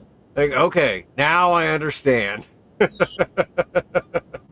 That axle's a lot much closer to your truck, and it just spins so much faster, dude. Oh yeah, yeah. No, I was putting it, and I was putting it in too tight, and that's what she said. I needed to go a little bit easier with it. That's what she requested. See, those damn Canadians, they're so fucking nice. They tell you, please go easier. It's too tight. Go the other way. Sorry, I just had to. Now, I'll tell you that Miss Renee has a fantastic trailer, though. It is a really nice awesome trailer. Yeah. I honestly, I wish I had her bed set up in my bedroom, like, because the way that it is it's a little twin bed with a couch in front of it, and so you just fold the couch out, and it makes a full size bed. Like mine, it's just so much fucking wasted space with a bed. Like, I wish that I could fold the bed up and have a couch. Then I could be like my living room. Future plans. I'll figure it out. I love eventually, her trailer, you know. especially with the sunroof and the pass through.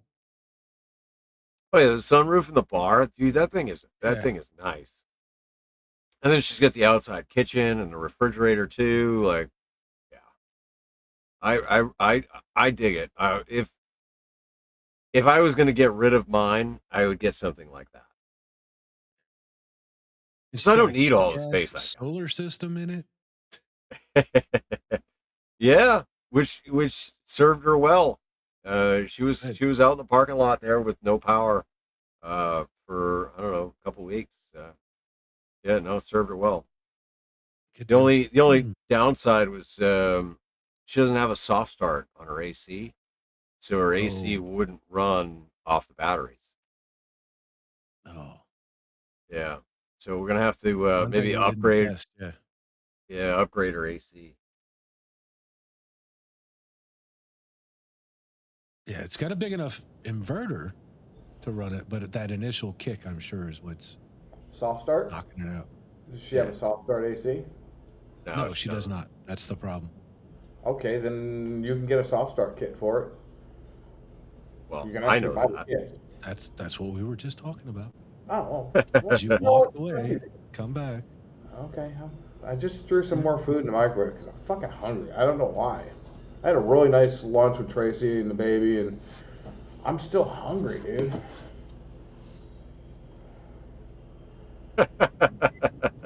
Freaking James here. He says, as a former trucker, we used to have to put it in tight spots. The joke was, hey, put a little lube on it with some hair. It was a guarantee we got into the parking lot. Have you seen some of those freaking videos where you used to just see dude just crank it into the freaking dock, and there's a trailer on both sides where you can barely get a piece of paper between them? Holy shit. Yeah, no, I'm not that good. I'm good, but not that good. I'll put a camper in or trailer. I learned how to back up a trailer with a Ford 9N with a floppy ass freaking 3-point hitch and a tiny ass little pickup bed trailer. I learned how to back up a trailer. Not Goddamn. too dissimilar. I also had a 1948 Ford 8N. I was in New Russia, New York. Um, Literally like a quarter of a mile from the post office in New Russia, New York, which is off of 9N up near just south of Placid. Elizabethtown, New York, if anybody knows where that is. But yeah, I learned 2 or 3 summers. I learned how to drive a tractor, manual shift. I think it was like 13, 14 years old. That was so much fun. I wish I could teach my kids how to drive manual, but they're already grown up. Really? I saw that, Dave. Well, I keep hearing your bird chirp in the background, and you haven't Yeah. played with any buttons the entire time. Oh, So yeah, that was funny. Frank last night was saying, "Shut off the damn radar or the shut off the damn smoke." I said, "That's the bird. Sounds just like a smoke detector." Because the smoke detectors were chirping when I moved in here.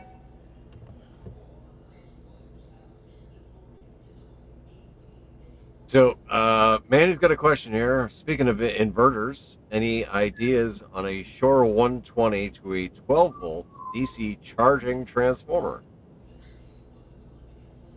I mean, Victron obviously is like fucking the shit, but it's also yeah, at the premium price.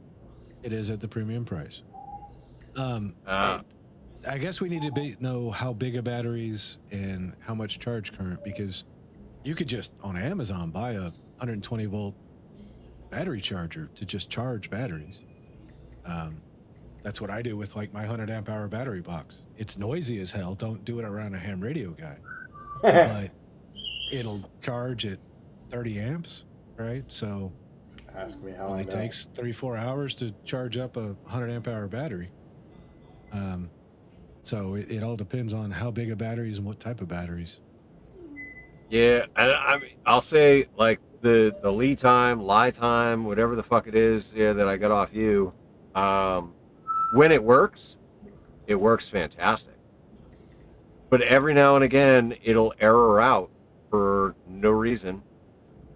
And when it errors, it disconnects all power. Oh, Right? So, like, when I went to Dayton, right, I left the RV, and I think 2 days after I left, I got a notification that my Wi Fi was off. And I was like, oh, shit. Well, the fucking dish probably blew off the roof. You know, like, that's why the Wi Fi is not working. yeah. I didn't think, oh, there's no power. But what had happened was the inverter charger had errored, and it was just beeping, and it wasn't putting power out to anything. And so the all powers unit that powers my station and also the internet, the fucking ran dead. Yeah. And that's why there was no internet. It was no internet because it fucking ran dead. Every bit of food that I had in my fridge went fucking bad. Oh, yeah. Yeah, to include like several $100 worth of meat. Like, Oh, I mean, it was what it was. Honestly, like when I got the notification that my Wi-Fi was off, what I should have done was reached out to the guy at the drop zone that I left my keys with and said, "Hey, can you go in my trailer and make sure that everything's good?" I just was like, it'll be fine. I'm starting to have an issue, and it has something to do with plugging the trailer in and having the truck plugged in, or both at the same time, or something. I'm not sure what yet. I got to figure it out. But I keep either tripping the converter or blowing the fuses on the converter. But Oh, yeah, but it's just when I'll travel And everything 12 volt works just fine. No issues. I'll get to the spot. I have, but I've got Home Assistant now where I can see everything that's going on in my trailer. I can see my tank levels, everything on my tablet that's right there. And I'll start noticing that the battery charge will start dropping and dropping and dropping, right?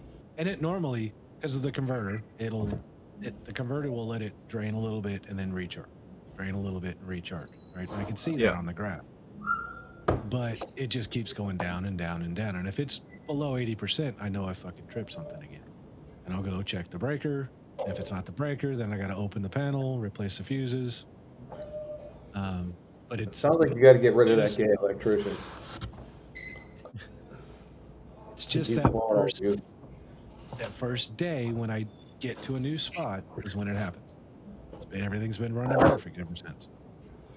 So it has to do with having the truck and the trailer at some point. So it's when the truck is attached charging. Well, with the truck attached, there's a brief period where they're both connected. All right. And I need to stop doing that and see if that fixes the issue. Is what I'll do unplug the truck and then plug in the house charger. Yeah. Yeah. You're probably burning shit out because it's going, fuck, that's a lot of current.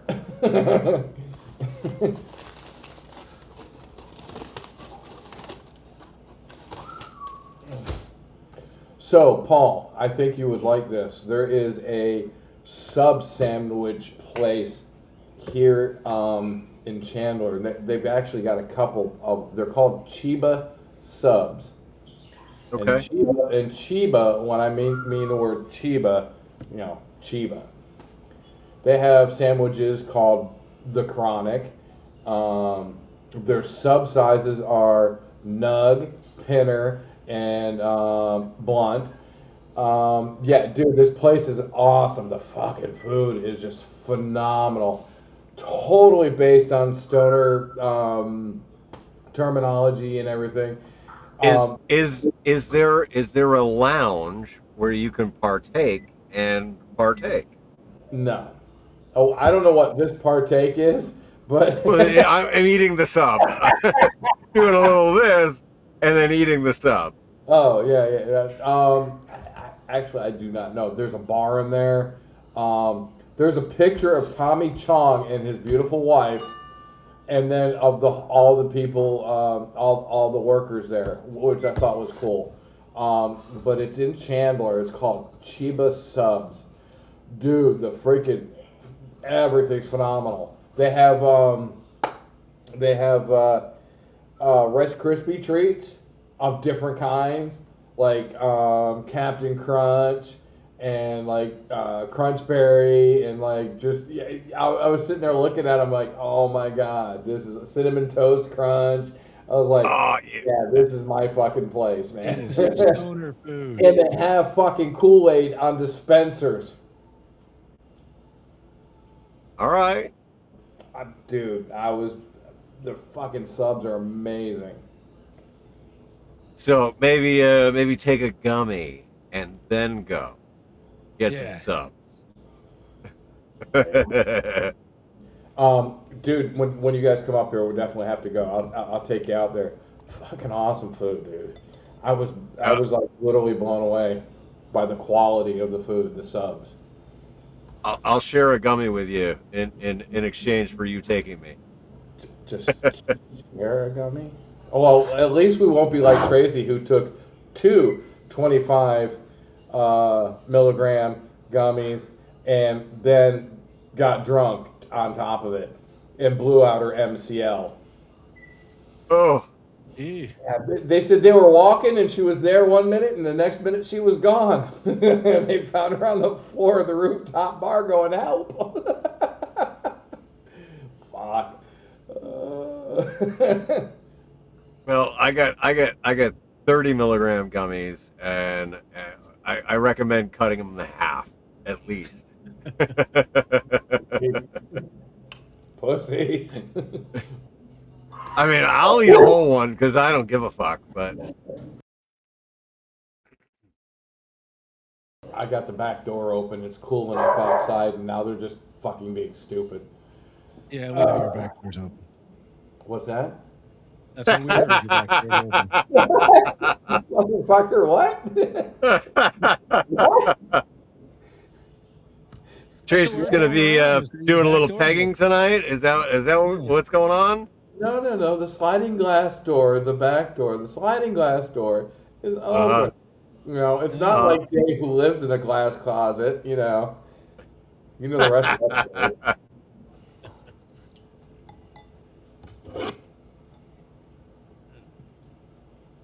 You know, I totally forgot to put the channel boss up, but there it is. Tortoise, you're still there, man. I mean, your health is red, but you're still there. You're still the channel boss. Dave, leave it the fuck alone. So, check this shit out. I got all high tech in my trailer. So,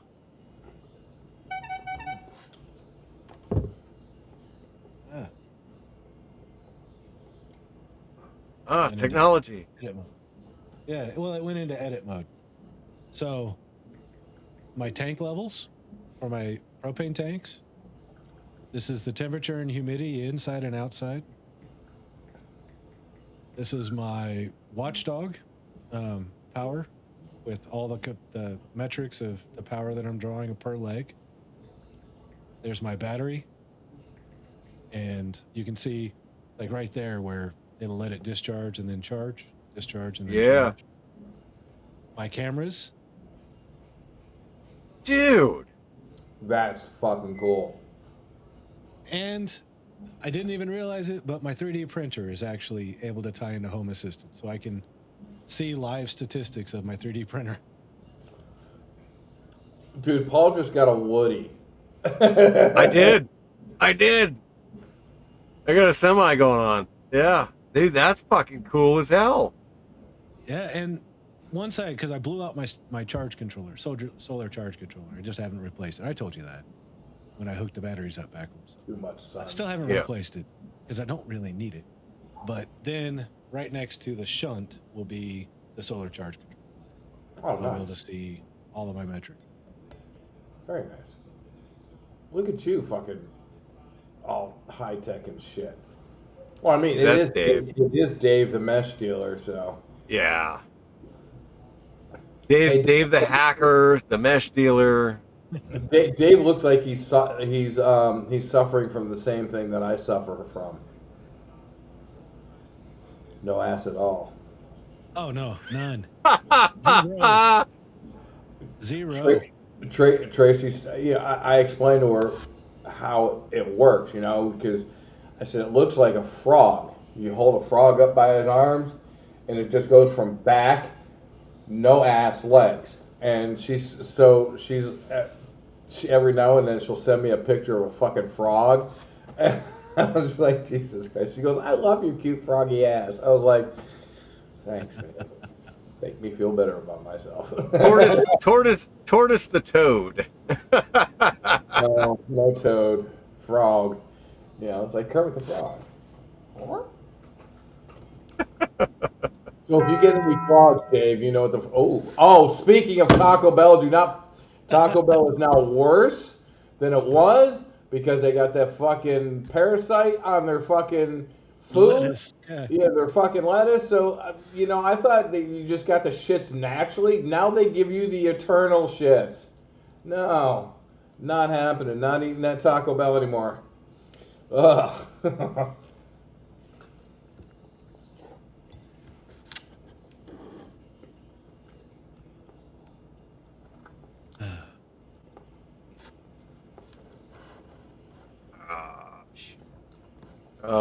So I was trying to pull up a link to my merch store. There we go. I got it.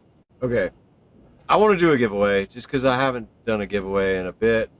And I know tonight's topic, listen, this was all about me. In all fairness, this was all. It wasn't all about you. I picked the topic. I picked the topic because of the shit that I was going through.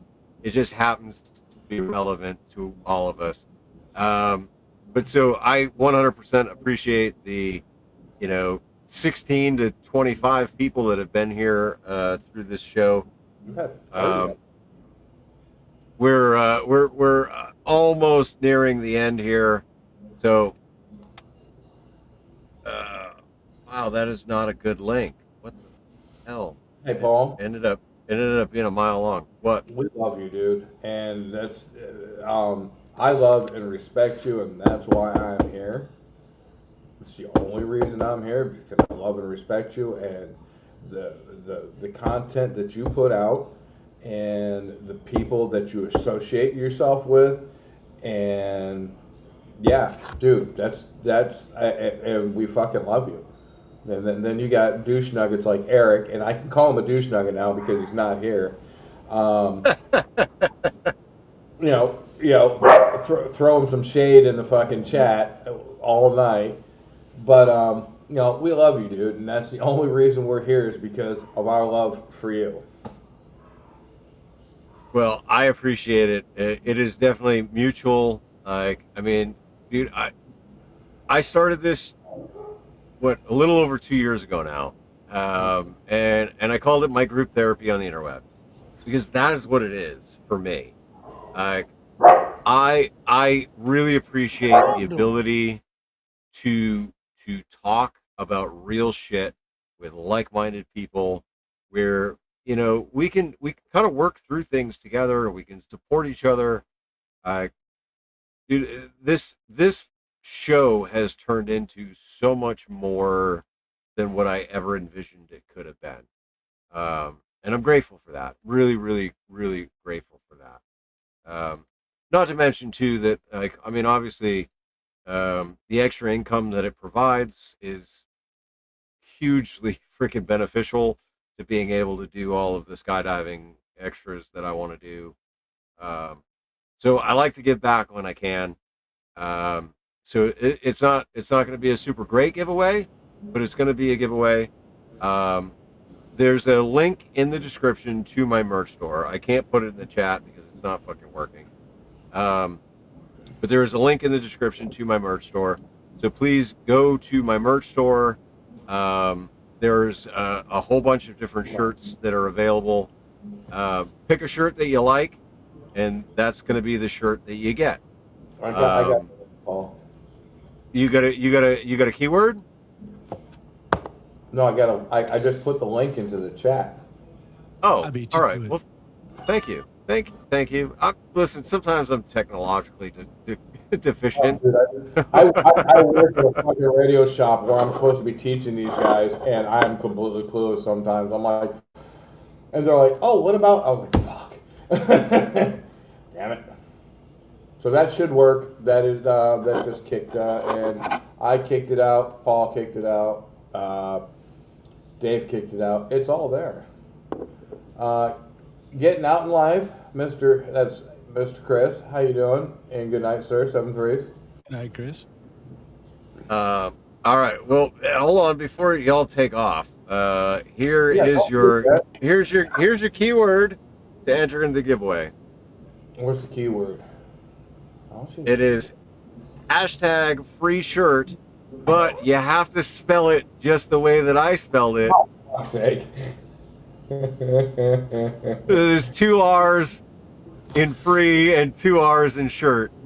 Because why not? Let's make it fucking interesting. Oh, see, look at Dave hopping right on it. God damn. Fuck yeah.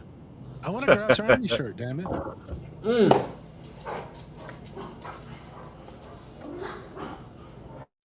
So yeah, we'll let this run while we continue to talk. And I'll pull it 10 minutes before we close.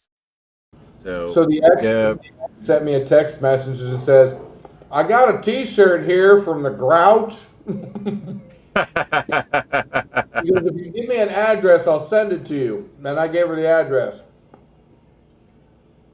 Did you get it yet? No. All right. Well, the offer still stands. If you don't get the fucking Grouch Army shirt, I will send you one to where you're at in Arizona. Why'd you just bring it with you, dude? Because I don't have them on hand. I order them as they're needed.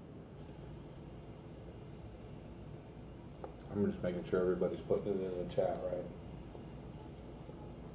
Well, if they don't put it in the chat right, and it won't register.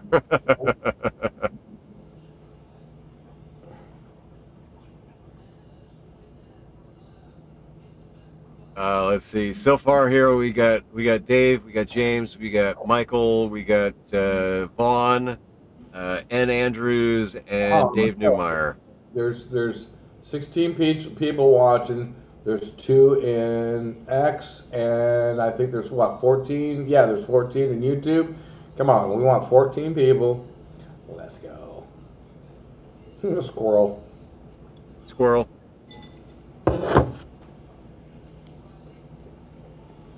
Yeah. No, I was reflecting on this the other night. And I was trying to figure out like when it was that I did my first Weekend Warriors episode.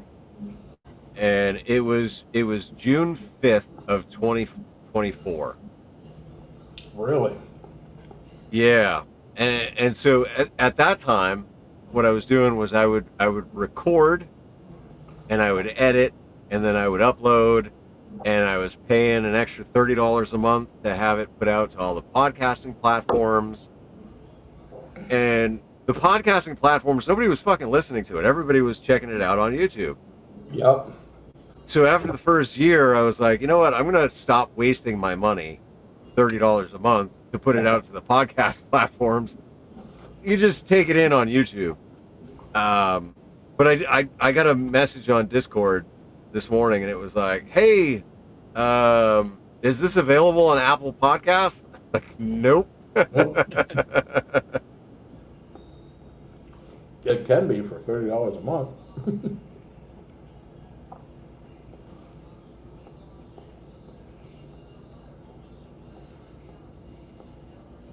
Yeah. So listen, back to the original topic here for a moment, right? Is once we've done all the hard work and we turned all the barriers off to where we actually feel emotion again, right? And I'm talking about the hard emotions most of all, right? So sadness, guilt, grief, and shame, right? Those 4 are the hardest of the 7 recognized emotions. Right. How can we help each other when we're struggling with one of those 4 hard emotions to be like, you know what? It doesn't matter that I'm burdening my friend. It doesn't matter that, I just need to talk. Like how can we better help ourselves to get over that hurdle, right? So that way, like, the next time I get in a funk, Michael gets in a funk, Dave gets in a funk, like, we're not hesitating, and we're not isolating, and we're not refusing to fucking reach out because we don't want to fucking burden our brother. And you know what? It's natural because it's called empathy, and sometimes it fucking backfires on ourselves. We need something, yet we're too proudful to ask for it. We're too proudful to ask. And I am. Our generation and we were all trained to be the provider. You're the husband. You're the man. You bust your ass, work your ass off. You do the hard work that your family doesn't have to, right? So it's ingrained in our heads that we're the provider, so we're supposed to care about everybody else but ourselves. And that's what we do, is we care about everybody else but ourselves. So when it comes to that point of, fuck, I'm in a funk, I need to talk to somebody, but I don't want to bother or burden anybody, is because that's the way we were ingrained and trained, is to be the rock for everybody else. It's not just us, though. two words, and I'm going to get my ass kicked for saying these two words. I'm fine. Fuck, you're not. Dude, you know how many times over the last fucking three or 4 weeks I'm fine. Fuck, you're not. And I'm going to get my ass kicked because somebody's going to watch this later because they're going to bed. But the two words, and we talk a lot about ADHD and different things that we have, our triggers. I mean, we talk about a lot of shit, dude. Tracy and I do. And we talk, and that's the basis of our relationship. A lot of it is our communication. I've been an asshole. I'll admit it. You know, I will refuse to talk about things, and you know, but and one of the trigger words is I'm fine. For anybody, I'm fine. And I'll get that in a text message. I'm fine. I was like, the fuck you are. What's the matter? Talk to me, please. And it might take me 5 minutes, but we start talking about what's wrong. And I'm the same way. I'm fine. I'm beautiful. I'm perfect. I'm good. Mine is I'm good. She reads right through that bullshit. I'm good. No, you're not. What the fuck's wrong? You know, and that's where we need to start quantifying with our friends and with our brothers and the people that are around us. Those, and it's only two words. I'm fine. I'm good. I'm perfect. Blah blah blah.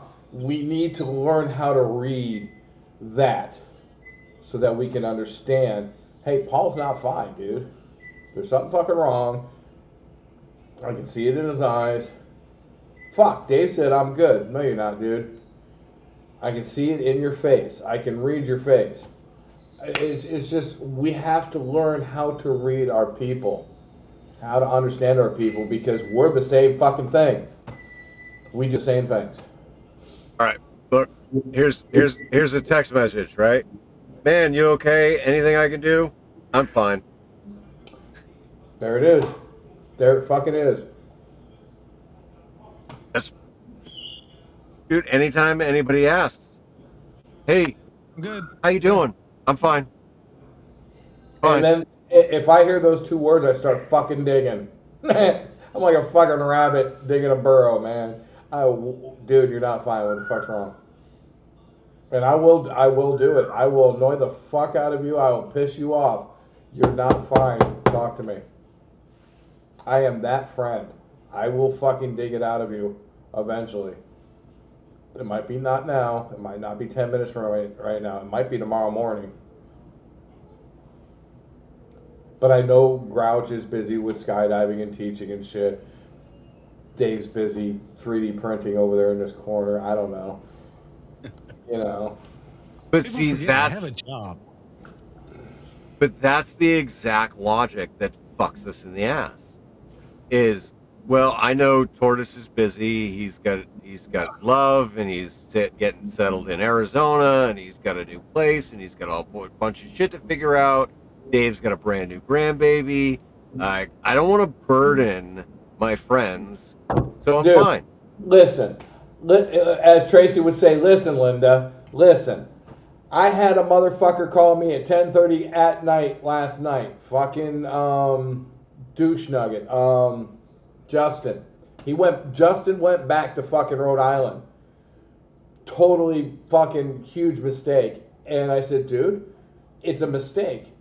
It was a failure. You learn from it. What have you learned? I've learned this. This motherfucker calls me at 10:30 last night, my time, 2:30 his time, or 1:30, and I'm like, dude, what's going on? I answered the phone. I saw who it is. I answered the phone.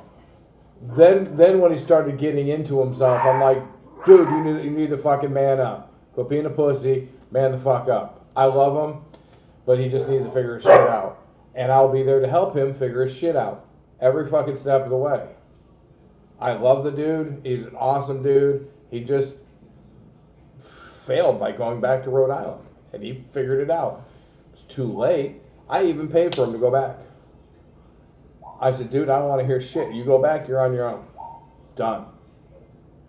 You know what? I'm not paying for him to come back here. I already paid for him to come out here and go back. I'm not doing it again. That's what I did for a brother, fellow military. I helped him out. I said, there's that room for you, but I'm not fucking doing anything else for you.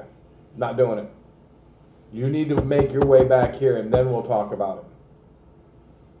But 10:30 at night. So if you called me at 10:30 at night, Paul, or if Dave called me at 10:30 at night, I'd answer the fucking phone. I'll be grumpy, grouchy, and fucking bitching, but I'll answer the fucking phone and say, dude, what's the matter? Because I love both of you. What the fuck's the matter? You gotta call me twice, because after 10, my phone is in do not disturb mode.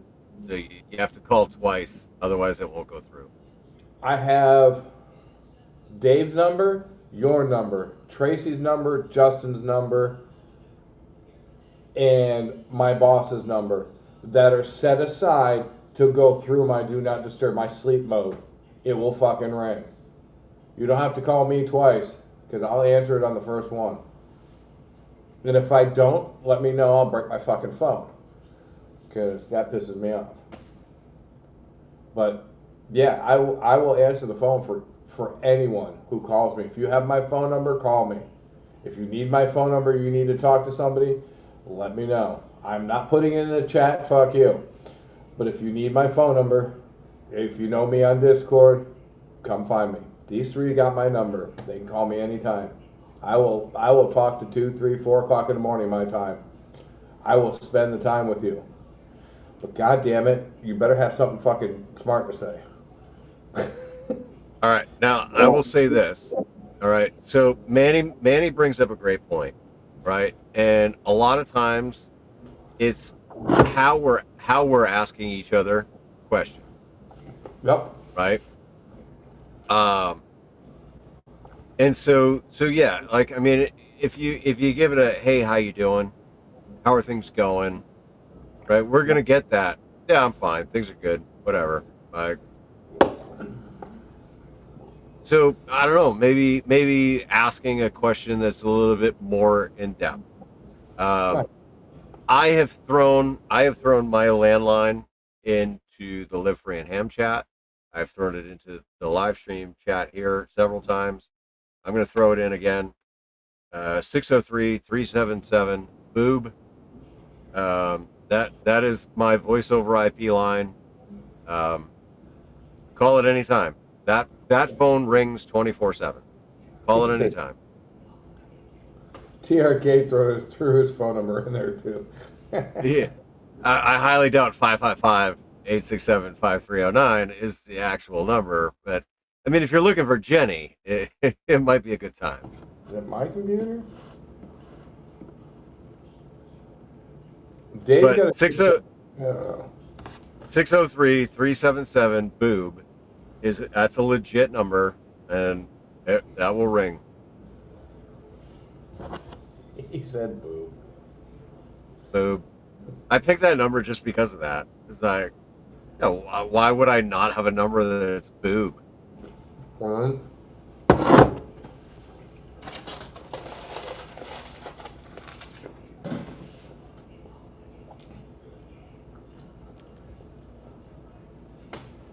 What are you saying, Dave? You're muted. No. Dude. Nope. I muted myself to call. Damn it. You're calling the blue number? I've been talking to you guys again. Fuck. All right.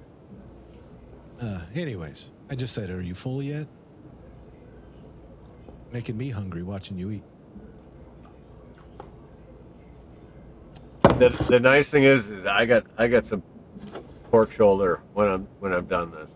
Dude, I don't know why I'm so fucking hungry tonight. I just let 8, 7, 8, 9, 10, 11, 12, 13, 14 fucking pierogies.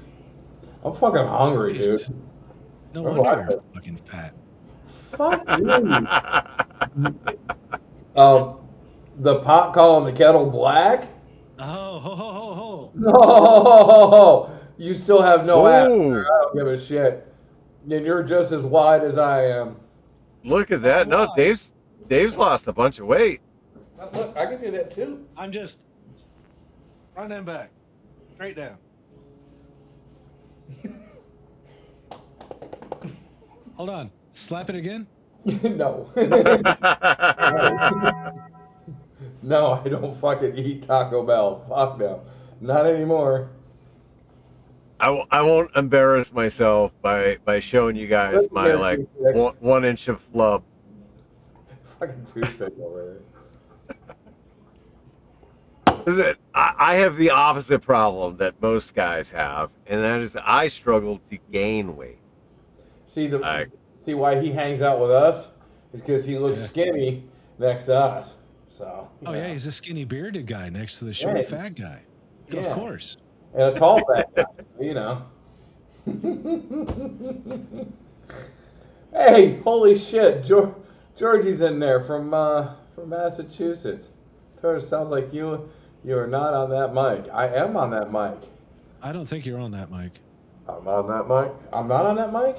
No, I don't No. think so. really? Because normally when you walk away from that mic, Oh, I'm not. you lose Oh shit. What happened to my mic? My mic is gone. Why is my mic gone? Oh no. Here, I've muted. I'm on the myself. on-spot mic. Oh, that's weird. My mic won't come up. Well, fuck it. Then I'll just do this. Bah. Is that better? It works. Fuck it, I'll use that. I don't know why my microphone's not coming up. Yeah, I mean, we still get just as much background noise as we had when you had the other mic to start with. So Yeah. Yeah, it's on my web. I thought fucking Chris was leaving. I think he has decided to stick around for the giveaway. Free shit. Oh, it's just the closing shenanigans. Yeah. No, I don't see Chris in the chat. It's Michael getting on in life. But Oh, he's okay. he Yeah. Michael also said he was leaving, but yeah, I think maybe he's just sticking around for the giveaway. I'm being harassed by either, I don't know, it's either Julie or it's Vaughn. I don't know. You don't know? No. I got a But video. Do you have one of these? Oh, it's this old me versus new me. Dude, Vaughn's a fucking beast, dude. Dude, Vaughn's a fucking beast. Holy Yeah, Vaughn's a good looking dude. I mean, his fucking arms, Jesus Christ. Yeah, He Vaughn's a just good sent me looking a dude. video, old me, new me, and it old me looked like me, and new me looks like fucking Arnold Schwarzenegger. I was like, Jesus Christ.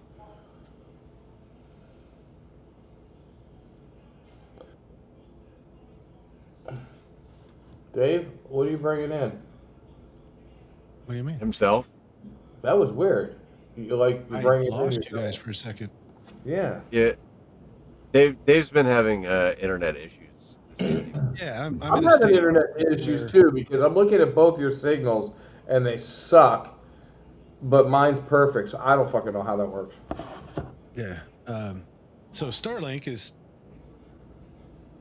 40% obscured, and the Calix box is 2 bars. So, yeah, it's the internet. I have a router now that I can put them both into, and it will load balance to where everything gets decent internet. But when I stream, my upload has been great for both of them, but my download It's sucks. good. I'll drop. That's what it is. Let me see. There you Yeah, you know, go. I need to parachute mobile this radio. Yes, Yeah, yes, you do. Yeah, I mean, it's I think it's the same K connector as any other Baofeng, so I should have a headset for it. Yeah, I gotta do it. just to fucking see if the mini is just as bad as the full size one.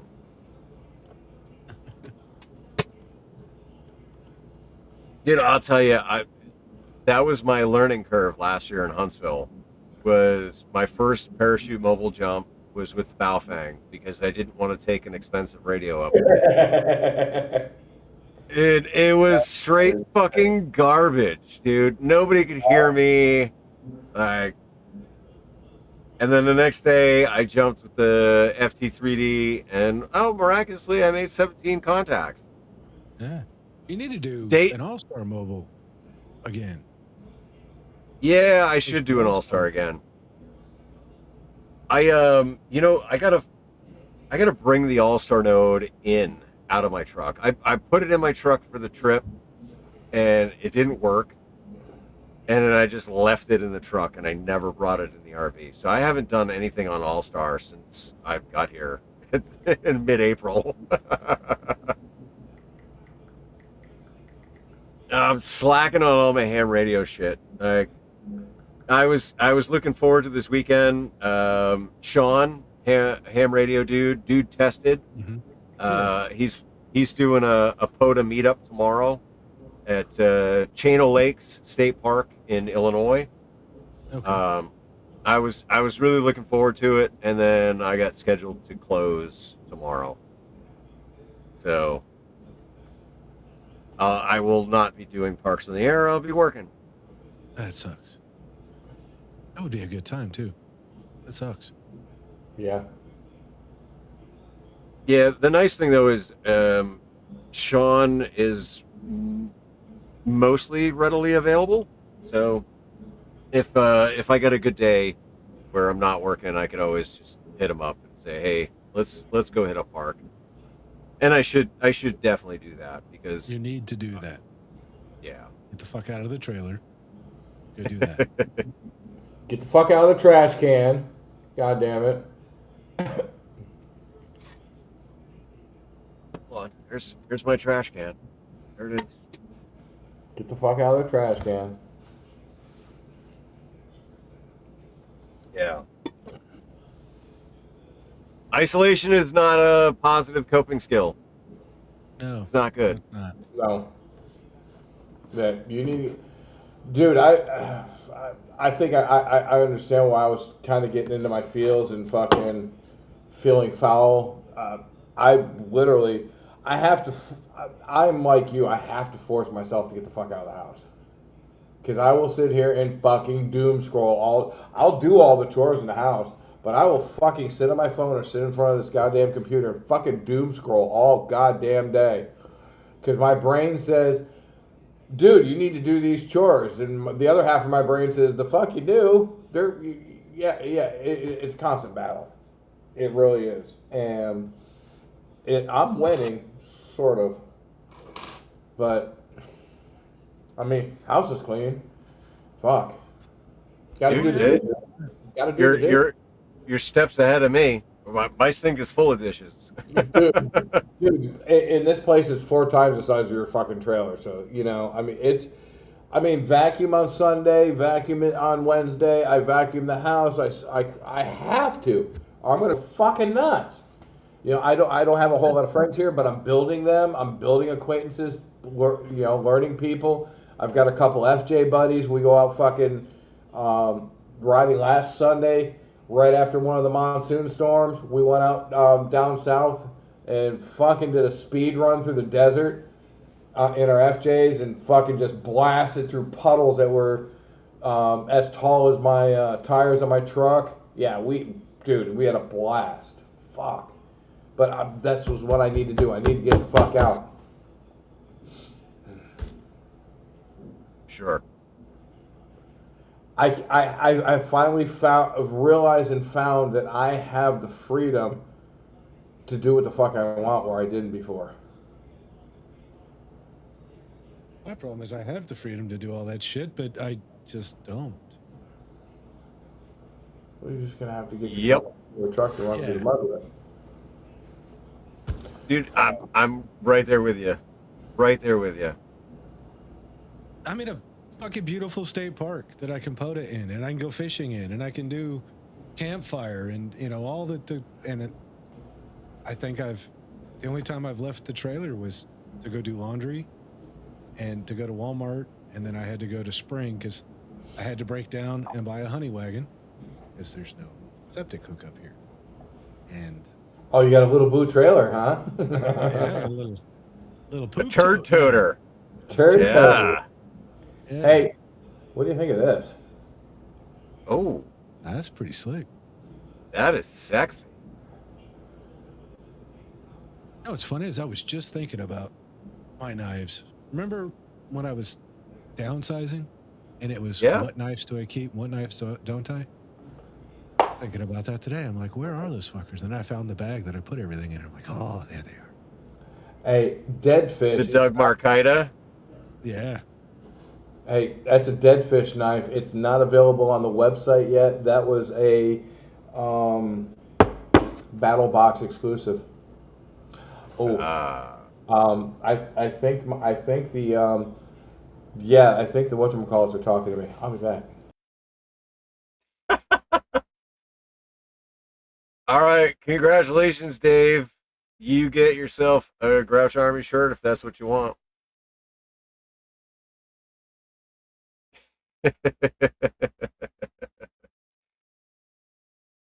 I appreciate all the entries. We had 10 people enter into the giveaway for the shirt, and Dave, you're the winner. Oh, shit. What's funny is I was waiting till the drawing was over because I never win and had one in the cart.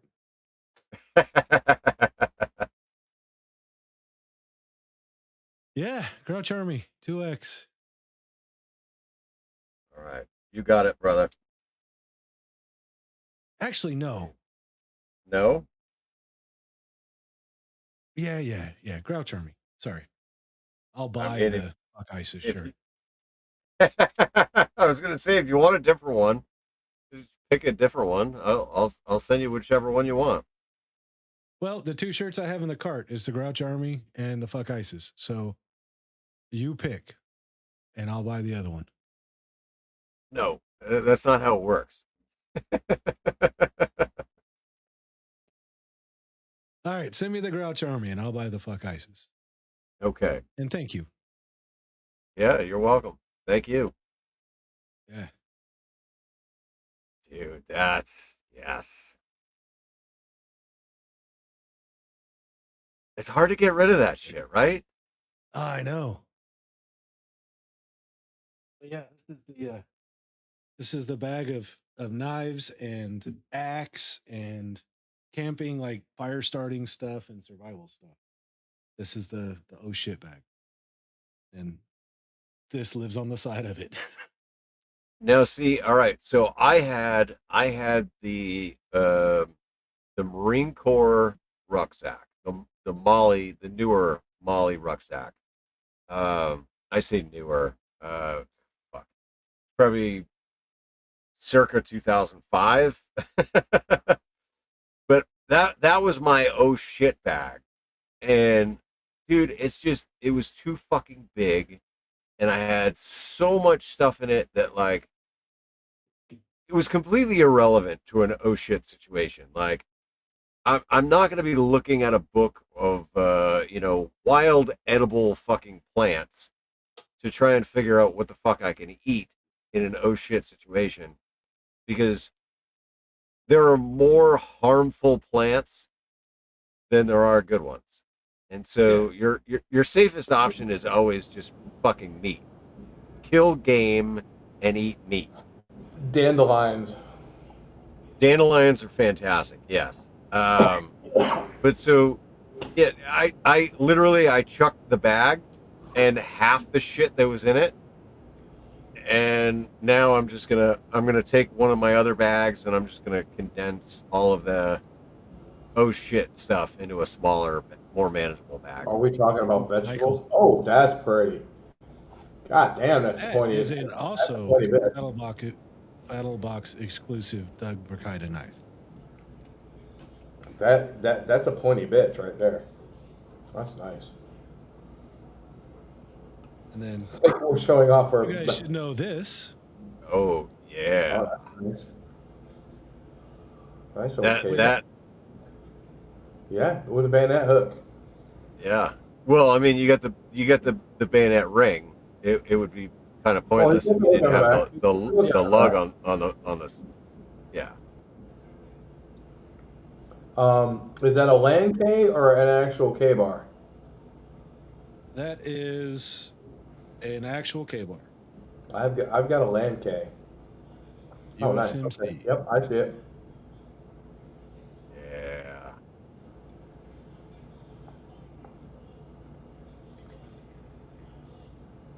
I miss my K-bar. In, of course, the proper. Yeah, you got to have the sheet that goes with it. Yeah, you Yeah. gotta have the proper one. See, now I've got a land K, which is the Army's version, that has the hook in the hard sheath, so you can cut barbed wire. Yeah, I know. Leave me alone. I'm used to pulling the mic over. I don't know why the fuck this mic isn't working. Oh, yeah, I kept a few of my knives. Didn't keep all of them. And this stuff is super handy. You guys ever seen the Zippo paracord with the fire starter inside of it? Oh no, that's a different one. Hello. So yeah, Oh. it's got a red fiber in it that is a fire starter. Tortoise, your audio is 1,000 times better. Thank you. That's beautiful, buddy. You're Yeah. welcome. I'm on the right microphone now. Look at that. That's what happens when you have big games. Or I don't know. I'm fucking tired, dude. We can tell. We're starting to Dude, ramble. it's Friday. I am so fucking glad it's Friday. Fuck. Well, all right. Before I give my closing diatribe here, we are almost at the 3 hours. So, Tortoise, tell everybody, what do you got coming up over the next couple of weeks? What's good in your life that people can look forward to? You can look forward to a happy tortoise instead of a grumpy fucking tortoise. Fucking Chris was giving me a hard time that one goddamn night. We want grumpy tortoise back. Well, fuck you. Anyway, so tortoise in the hair, tortoise rabbit, tortoise hair, whatever the fuck you want to call our show. We have made the executive decision that we are going to be doing it on Sunday nights at 4:00 my time, so it's 7:00 East every other Sunday because of our schedules. My work schedule sucks because I try to get home on a Wednesday at 4:00. I am fucking booking it. There's been a couple shows that I've been late. There's been a couple shows that I've been previously occupied. So, you know, shit happens. So we are going to be moving that to Sunday night, 7:00 Eastern. Not this Sunday, but next Sunday. And every other Sunday after that. So we'll probably post a schedule. Now,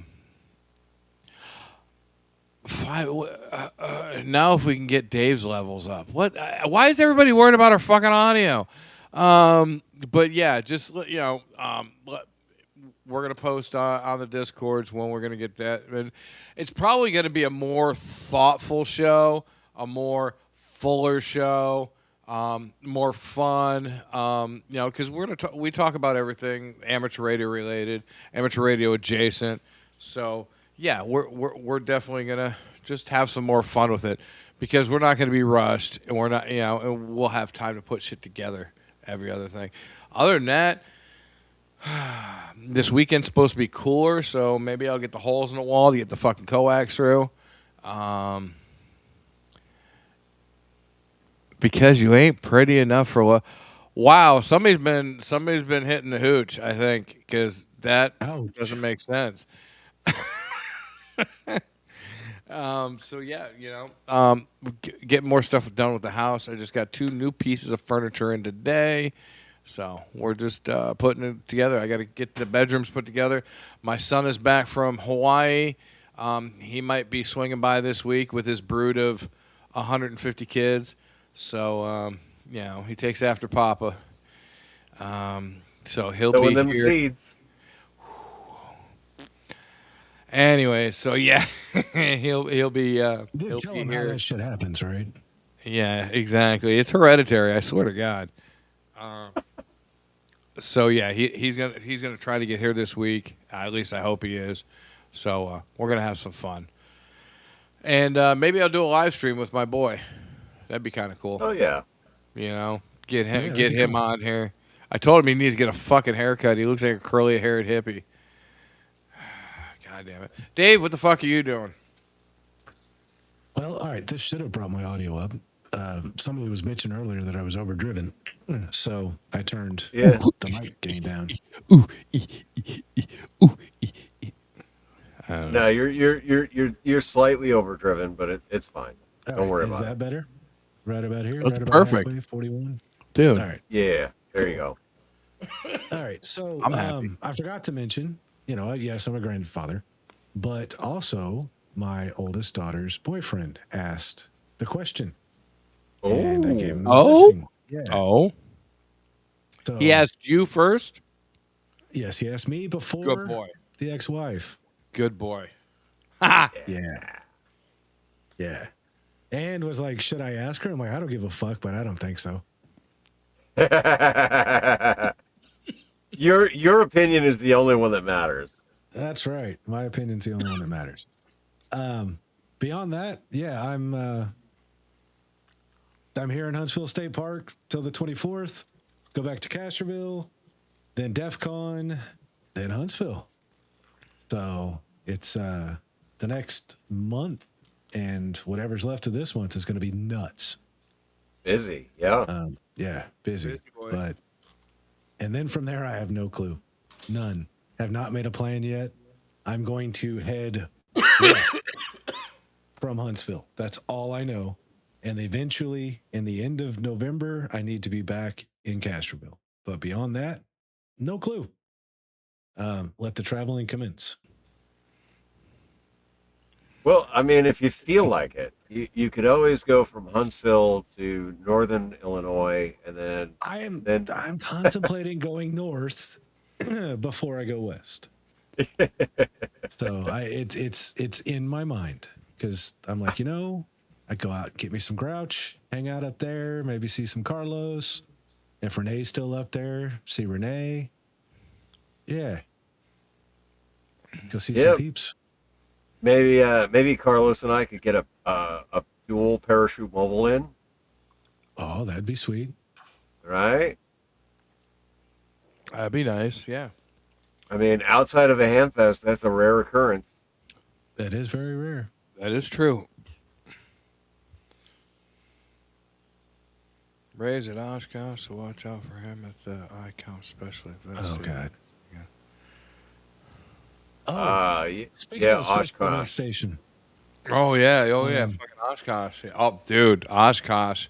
I've always wanted to go to Oshkosh during the show, the EAA show. Fuck yeah, that'd be awesome. Starts this weekend. Yeah, I know. I'd love to go. I'd love to fly. I have somebody fly me in if I knew somebody was flying up there. Say, come on, dude, I'll pay you some money. Fly my ass in there. So during DEF CON, there is a DEF CON special event station, Kilo 3 Kilo, right? So Okay. Kilo 3 Kilo. And I will let more people know about it. I'm going to try and man it for a little bit and play on the radio. But if you can imagine, DEF CON special event station is going to be fun. So,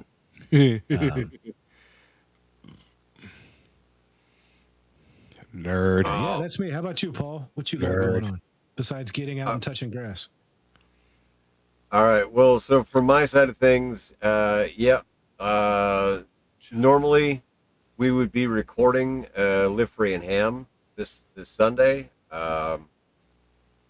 Between Eric and Todd, the 2 versus 1, they have decided that we are going to take a hiatus until September.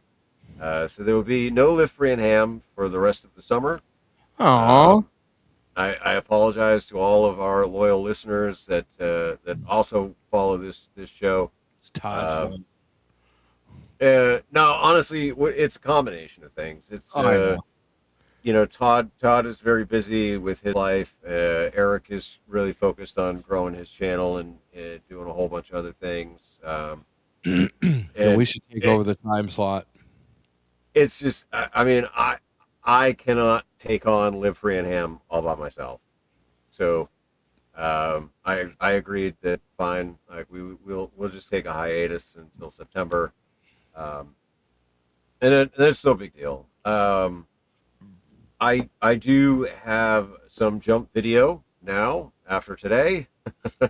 It's not going to be great video because it's my first couple jumps with a camera. These are my coach evaluation jumps. Dude, Um, these are the these are the jumps that are history though. It doesn't matter whether they're good or bad. They're history. They're marking a point in time. Yeah, so I'm gonna have to probably like do maybe a little bit of voiceover on the video just to kind of explain what it is that I'm doing and what the objectives of the jump are. But I think it might be something good to put out. I had taken a bunch of video at the drop zone just before Father's Day where I was gonna put a video out, and it's like, a day in the life of Browns working at DZ. Um, so I will absolutely sit down and edit that out this week, and I'll put that out. Channel members obviously are going to get it first, as a thank you for supporting me and everything that we're doing here. Um, I cannot thank the channel members enough. Um, you know, if somebody wanted to give a super chat or anything like that, that's always welcome as well, and it's appreciated. But the YouTube revenue that I receive is 100% from channel members.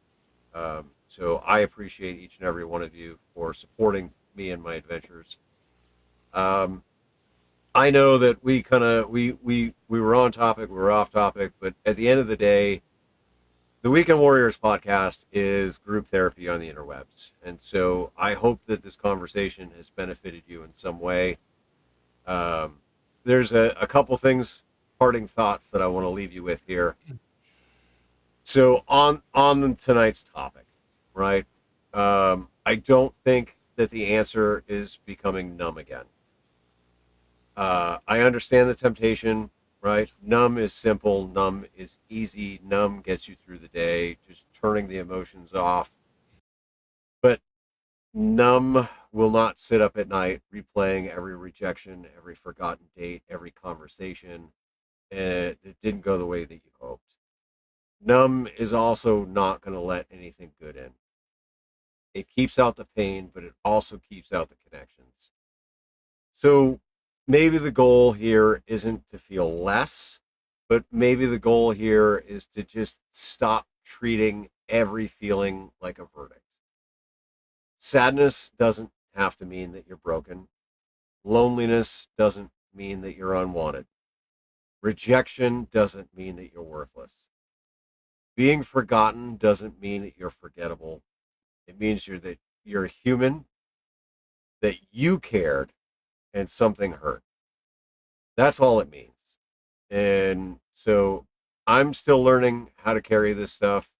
I still isolate. I still overthink. I still catch myself wishing that I could go back to just turning it all off. But I know that that version of myself was not a better version. That version of me was just defended and defensive. And there's a difference. So strength isn't pretending that nothing gets to you. Strength is being honest about what gets to you without letting it own you. It's the feeling that disappointment is there, but still showing up, still getting out and forcing yourself to do the uncomfortable things that you don't want to do. So I just want to say I don't have any of this figured out. And tonight wasn't about pretending that I did, right? It was about opening the door and having a conversation, saying something out loud that I'm hoping other men are also like-minded with me and they're carrying this silently, because sometimes doing the work makes things hurt more before you feel better. Sometimes becoming emotionally available means that you're also available to the pain that you have spent years avoiding. This doesn't mean that the hard work that you've done is wasted. It means that the work isn't finished. Right? This is one of those goals that you never are going to reach the finish line. You are always going to be working on improving yourself and being better. So, if you're going through something similar, don't confuse a bad night with a bad life. Don't confuse one person's rejection with your value. You are worth it. And if nothing else, I want you here. So if you're struggling, please, all the numbers for every crisis line that there is down in the description below. Do not hesitate to reach out to somebody, because you are not the only one going through whatever it is that you're going through. Lastly, feel it, name it, carry it, and talk about it, because it matters. You matter. I matter. We all matter. And I appreciate each and every one of you. And I hope that this has been a conversation that has helped you in some way. And for those of you on Team Replay, please let me know in the comments. We will continue doing the Weekend Warriors podcast until I can't do this anymore, because it's not just about me, and it's not about just helping me and helping me get through things. We're all in this together. I used to put a clip in here of Red Green saying, "Don't worry, we're all in this together," right? Because that's the truth of it. We're all in this together. So thank you for sticking around for the Weekend Warriors. Dave, Tortoise, thank you guys for being here and helping to Always, be brother. my soundboard. I can't do this show by myself, so it is appreciated. Dude, Hell yeah. this is your show. We're here to support you, but we're also here to support each other. Everybody in the community, ham related, ex-military, military, we're all here First to support responders. first responders. First responders. It's we are here to support each other. Period. End of statement. So, and Paul is the guiding voice. No, Paul is the conduit for which Paul is the conduit for which we can reach out and talk with each other, because this is his channel. This is his shit, and we get to enjoy it. Oh, for fuck's sake. God damn it. So it was my honor last one to take it for Paul. And if he ever needs it again, I am here because I know he's doing his coaching shit. Either that or he's trying to get laid by some Canadian chick. So one of the two, I mean, I know damn, you know what? That's 2 for 2. Your evaluation and the fucking Canadian chick. What the fuck? Come on, that's funny. I don't care who you are. I don't know. I don't know. All right. Well, with all that being said, again, thank you very much. And we This will will see be- you in 2 weeks. Peace. Same bad time, Bye, have a same good bad time. channel. He's